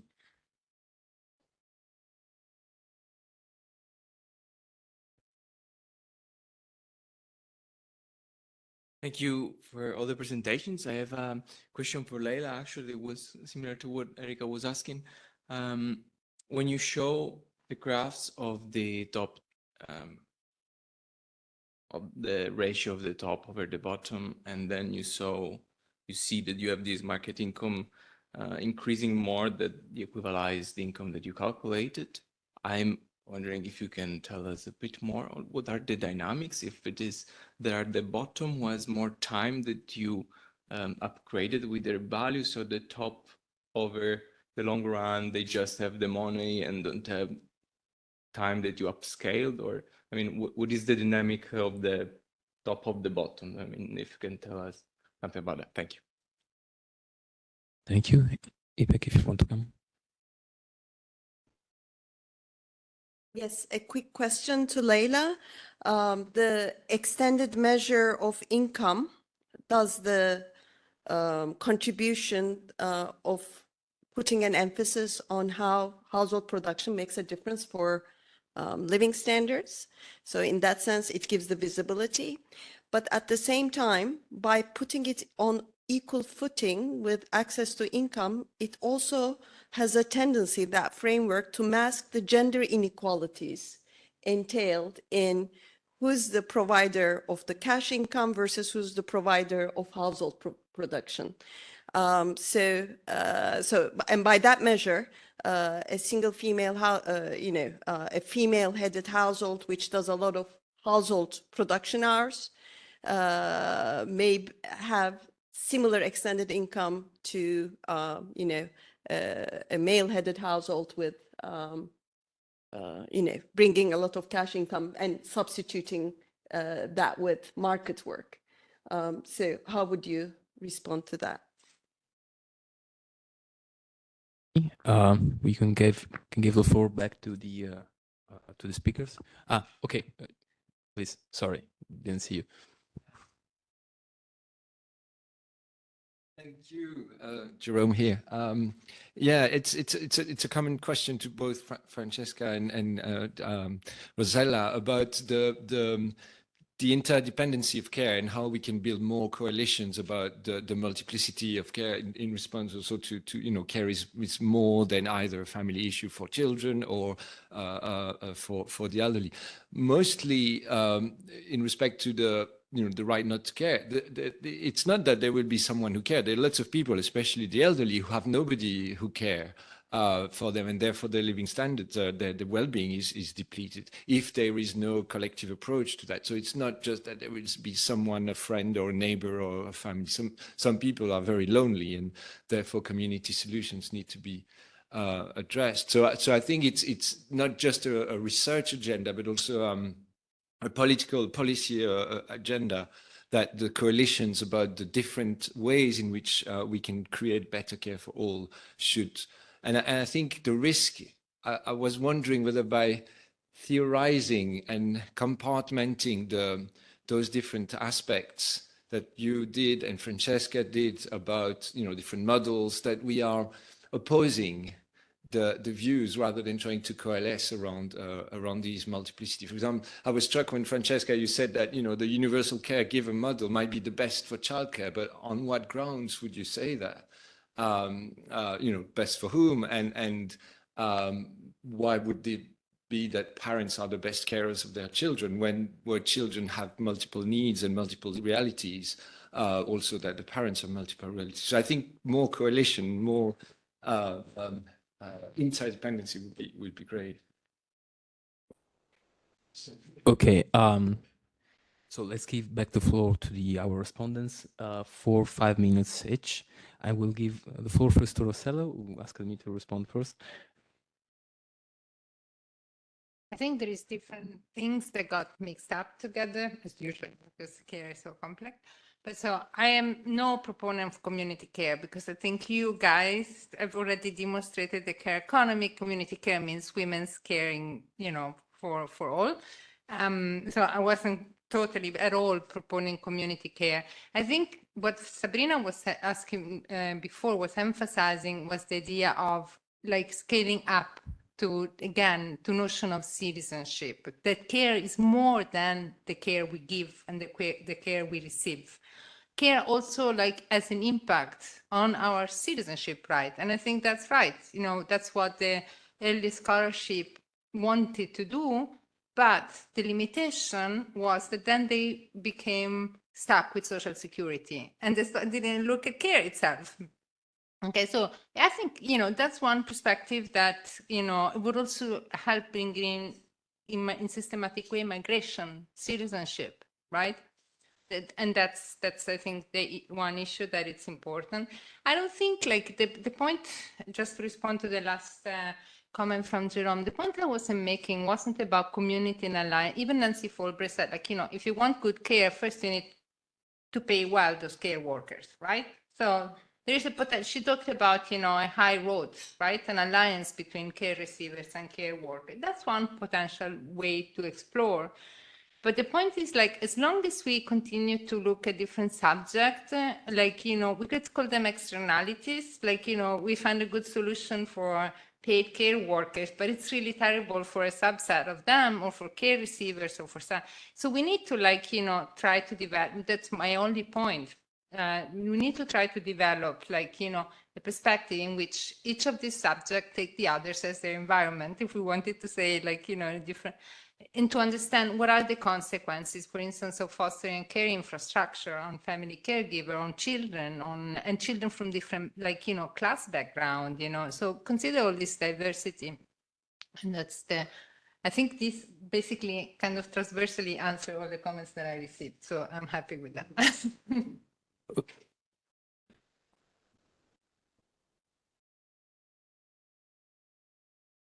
Oh, Leila, do you want to go? Yeah, please. Yeah, sure. Thank you for the comments and questions. I think they're all really important, and maybe let me do justice to the questions as best as I can. So about technological change over the period, I think that's a really good point. And I mean, what we're doing is we are saying that the value that we assign to an hour of unpaid work is what it would cost you to purchase to purchase that hour on the market. And for that reason, we're using state level minimum wages specific to that time and that location.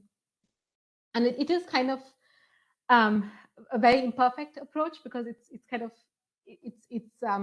probably doesn't capture productivity changes very well. But I mean, but I really don't quite know what to do to address that, because we don't have data on how much, say, people are spending on consumer durables. How much are you spending on, I don't know, kind of things that make household production easier over this period, or how to kind of, even if you have that kind of spending, how do you incorporate improvements in quality? So yeah, I think that is something important to acknowledge. And again, about care services provided by the public sector, That is, so I'm just thinking of unpaid care provided by the family and possibly care services that you purchase from the market.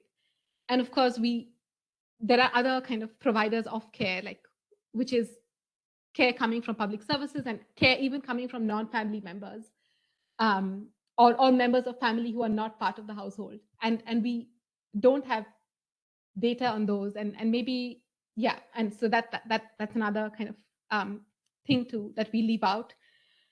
Okay, so and there were questions about why inequality in extended incomes is lower than that of money incomes in the cross section, and why we have that dynamic over time. I think so. I mean, it's simply because there's less dispersion in time devoted to household production than there is in money incomes. And of course, that's simply because we have this kind of limit to time devoted to household production. Like it can't, like dispersion isn't as wide as it is for money incomes. And because of that, and of course, we also have richer households tending to devote less time to household production. So kind of inequality in extended incomes look more equal than money incomes, and that's just a function of the lower dispersion. And about the change over time, I think so. So I think what I tried to show was that when we look purely at money incomes, we really see like a stagnating bottom, so a stagnating 10th percentile, and a rising middle, and a top that's rising even more, right? So that's what happens when we look at money incomes. But when we look at extended incomes, for the middle, what we see is that the decline in household production almost neutralizes the increase in money incomes. So we see a flat middle as well. So really differences between the bottom and the middle don't grow as much for extended income as they grow for money incomes. And changes at the top are kind of much bigger. I don't know if I've done a good job kind of talking about it, but that's what we see, and kind of always interested if there are different interpretations of those trends. And yes, the question about masking gender inequalities, I think that's very important, because one, we don't look at the intra-household division of either income or money incomes or unpaid services, and we also don't look at things like leisure time or kind of free time, which is, I think, another aspect of living standards. With leisure time, I think there could be some way of incorporating that, and I'm kind of actually making a note to think about this some more. But with the intra-household division, like how do you kind of split it between women and men? I think that's important, but I think that's also really hard to do, because we don't have much information about expenditure shares, like what is going to like how income or unpaid services are being distributed among household members. Yeah, but I'm making a note to think about both of those some more. And thanks to everyone for the questions and comments. Thank you very much. Francesca, back to you. We don't hear you. Yes, yes. I mean, I'm looking at the time, so I'm trying to be quick because it's past the time of closure of the workshop. So thanks very much, Aloe, not only for what you said, kind words for me, but also for the question, because the question is, do you think it worthy to somehow try or put more efforts in incorporating care in macroeconomic models? Yes, very much so. And if I can, although this is a bit publicity, not only for me, of course, but I'm involved in a project, a very long project, 7 years, with 8 countries around the world, which is run by the University of Toronto, which has the aim of gathering harmonized data on care in order to then fitting them in macroeconomic models. For example, by means of general computable equilibrium model or other overlapping generation and so on. It's an ambitious project. I'm not sure it will succeed, but I'll put a link in the chat just in case somebody is curious about that. And so my answer is very much yes.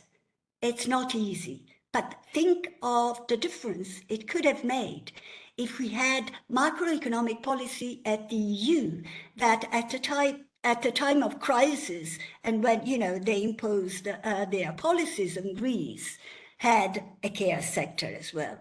Perhaps it would have made a difference. That's my take on that.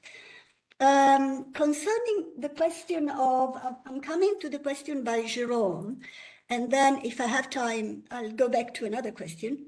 And that is, it may be divisive to contrast models.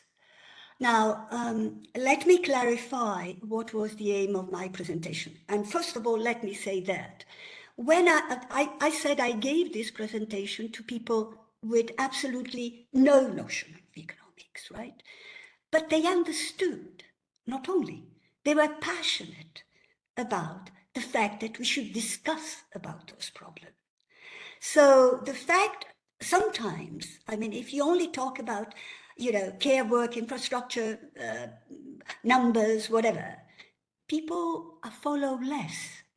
You must frame things in such a way that you arise a political debate. Political debate may be divisive, it is true, but they put what you want to discuss at the center.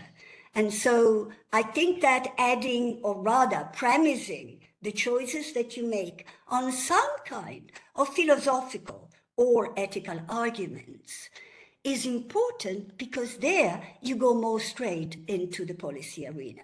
So it's also important for communication. And frankly, when I look at young women economists that are absolutely passionate about their work and about, you know, studying, for example, the consequences of a given policy option, right?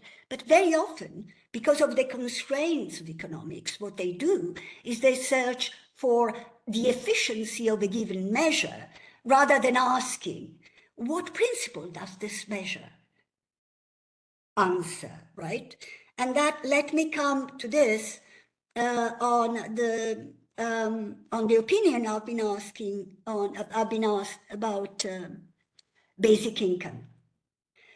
I'm looking really into the ball in this case, but I would guess that in the future, because of the way the labor market goes, some kind of minimum income measure is absolutely inevitable. The problem is, within the present setting, you cannot deny that it may have some, how do you say, inequalities perpetuating effect, especially with respect to women. My problem is that where this measure has been implemented, look at Finland, look at Italy, we have a very few data to understand this thing, which is very, very, very important phenomenon. As I said, in the long run, I think something like that, not because of the position of women in general, is sort of unavoidable. Or perhaps I would say even desirable. I would stop here because of time. Thank you very much. Rossella Ciccia wanted to add something on basic income. Please, the micro. And I just wanted to say two things. So I think there is scope to think about it, but I think that because it's basic income is citizenship income, you need to address the question of citizenship. And recently there was a really interesting article that came out from two authors that work within the Constitutional Chilean Assembly. And it was interesting because what they propose, of course, you know, is we need to reduce, redistribute, and, you know, everything was to, and I can send it to you, the article was to that the person receiving the basic income would take over the basic income of the person that they were taking care of. And that's interesting because it, in a way, creates a conflict, but at the same time, try to readdress the low value of care. So it's also about elaborating, again, notion of citizenship that can go with that. But I'm also a bit skeptical because I have present the work of Lena Lavinas, this Brazilian economist, and she shows how basic income was also, so I'm torn, was also like a means to financialize the poor.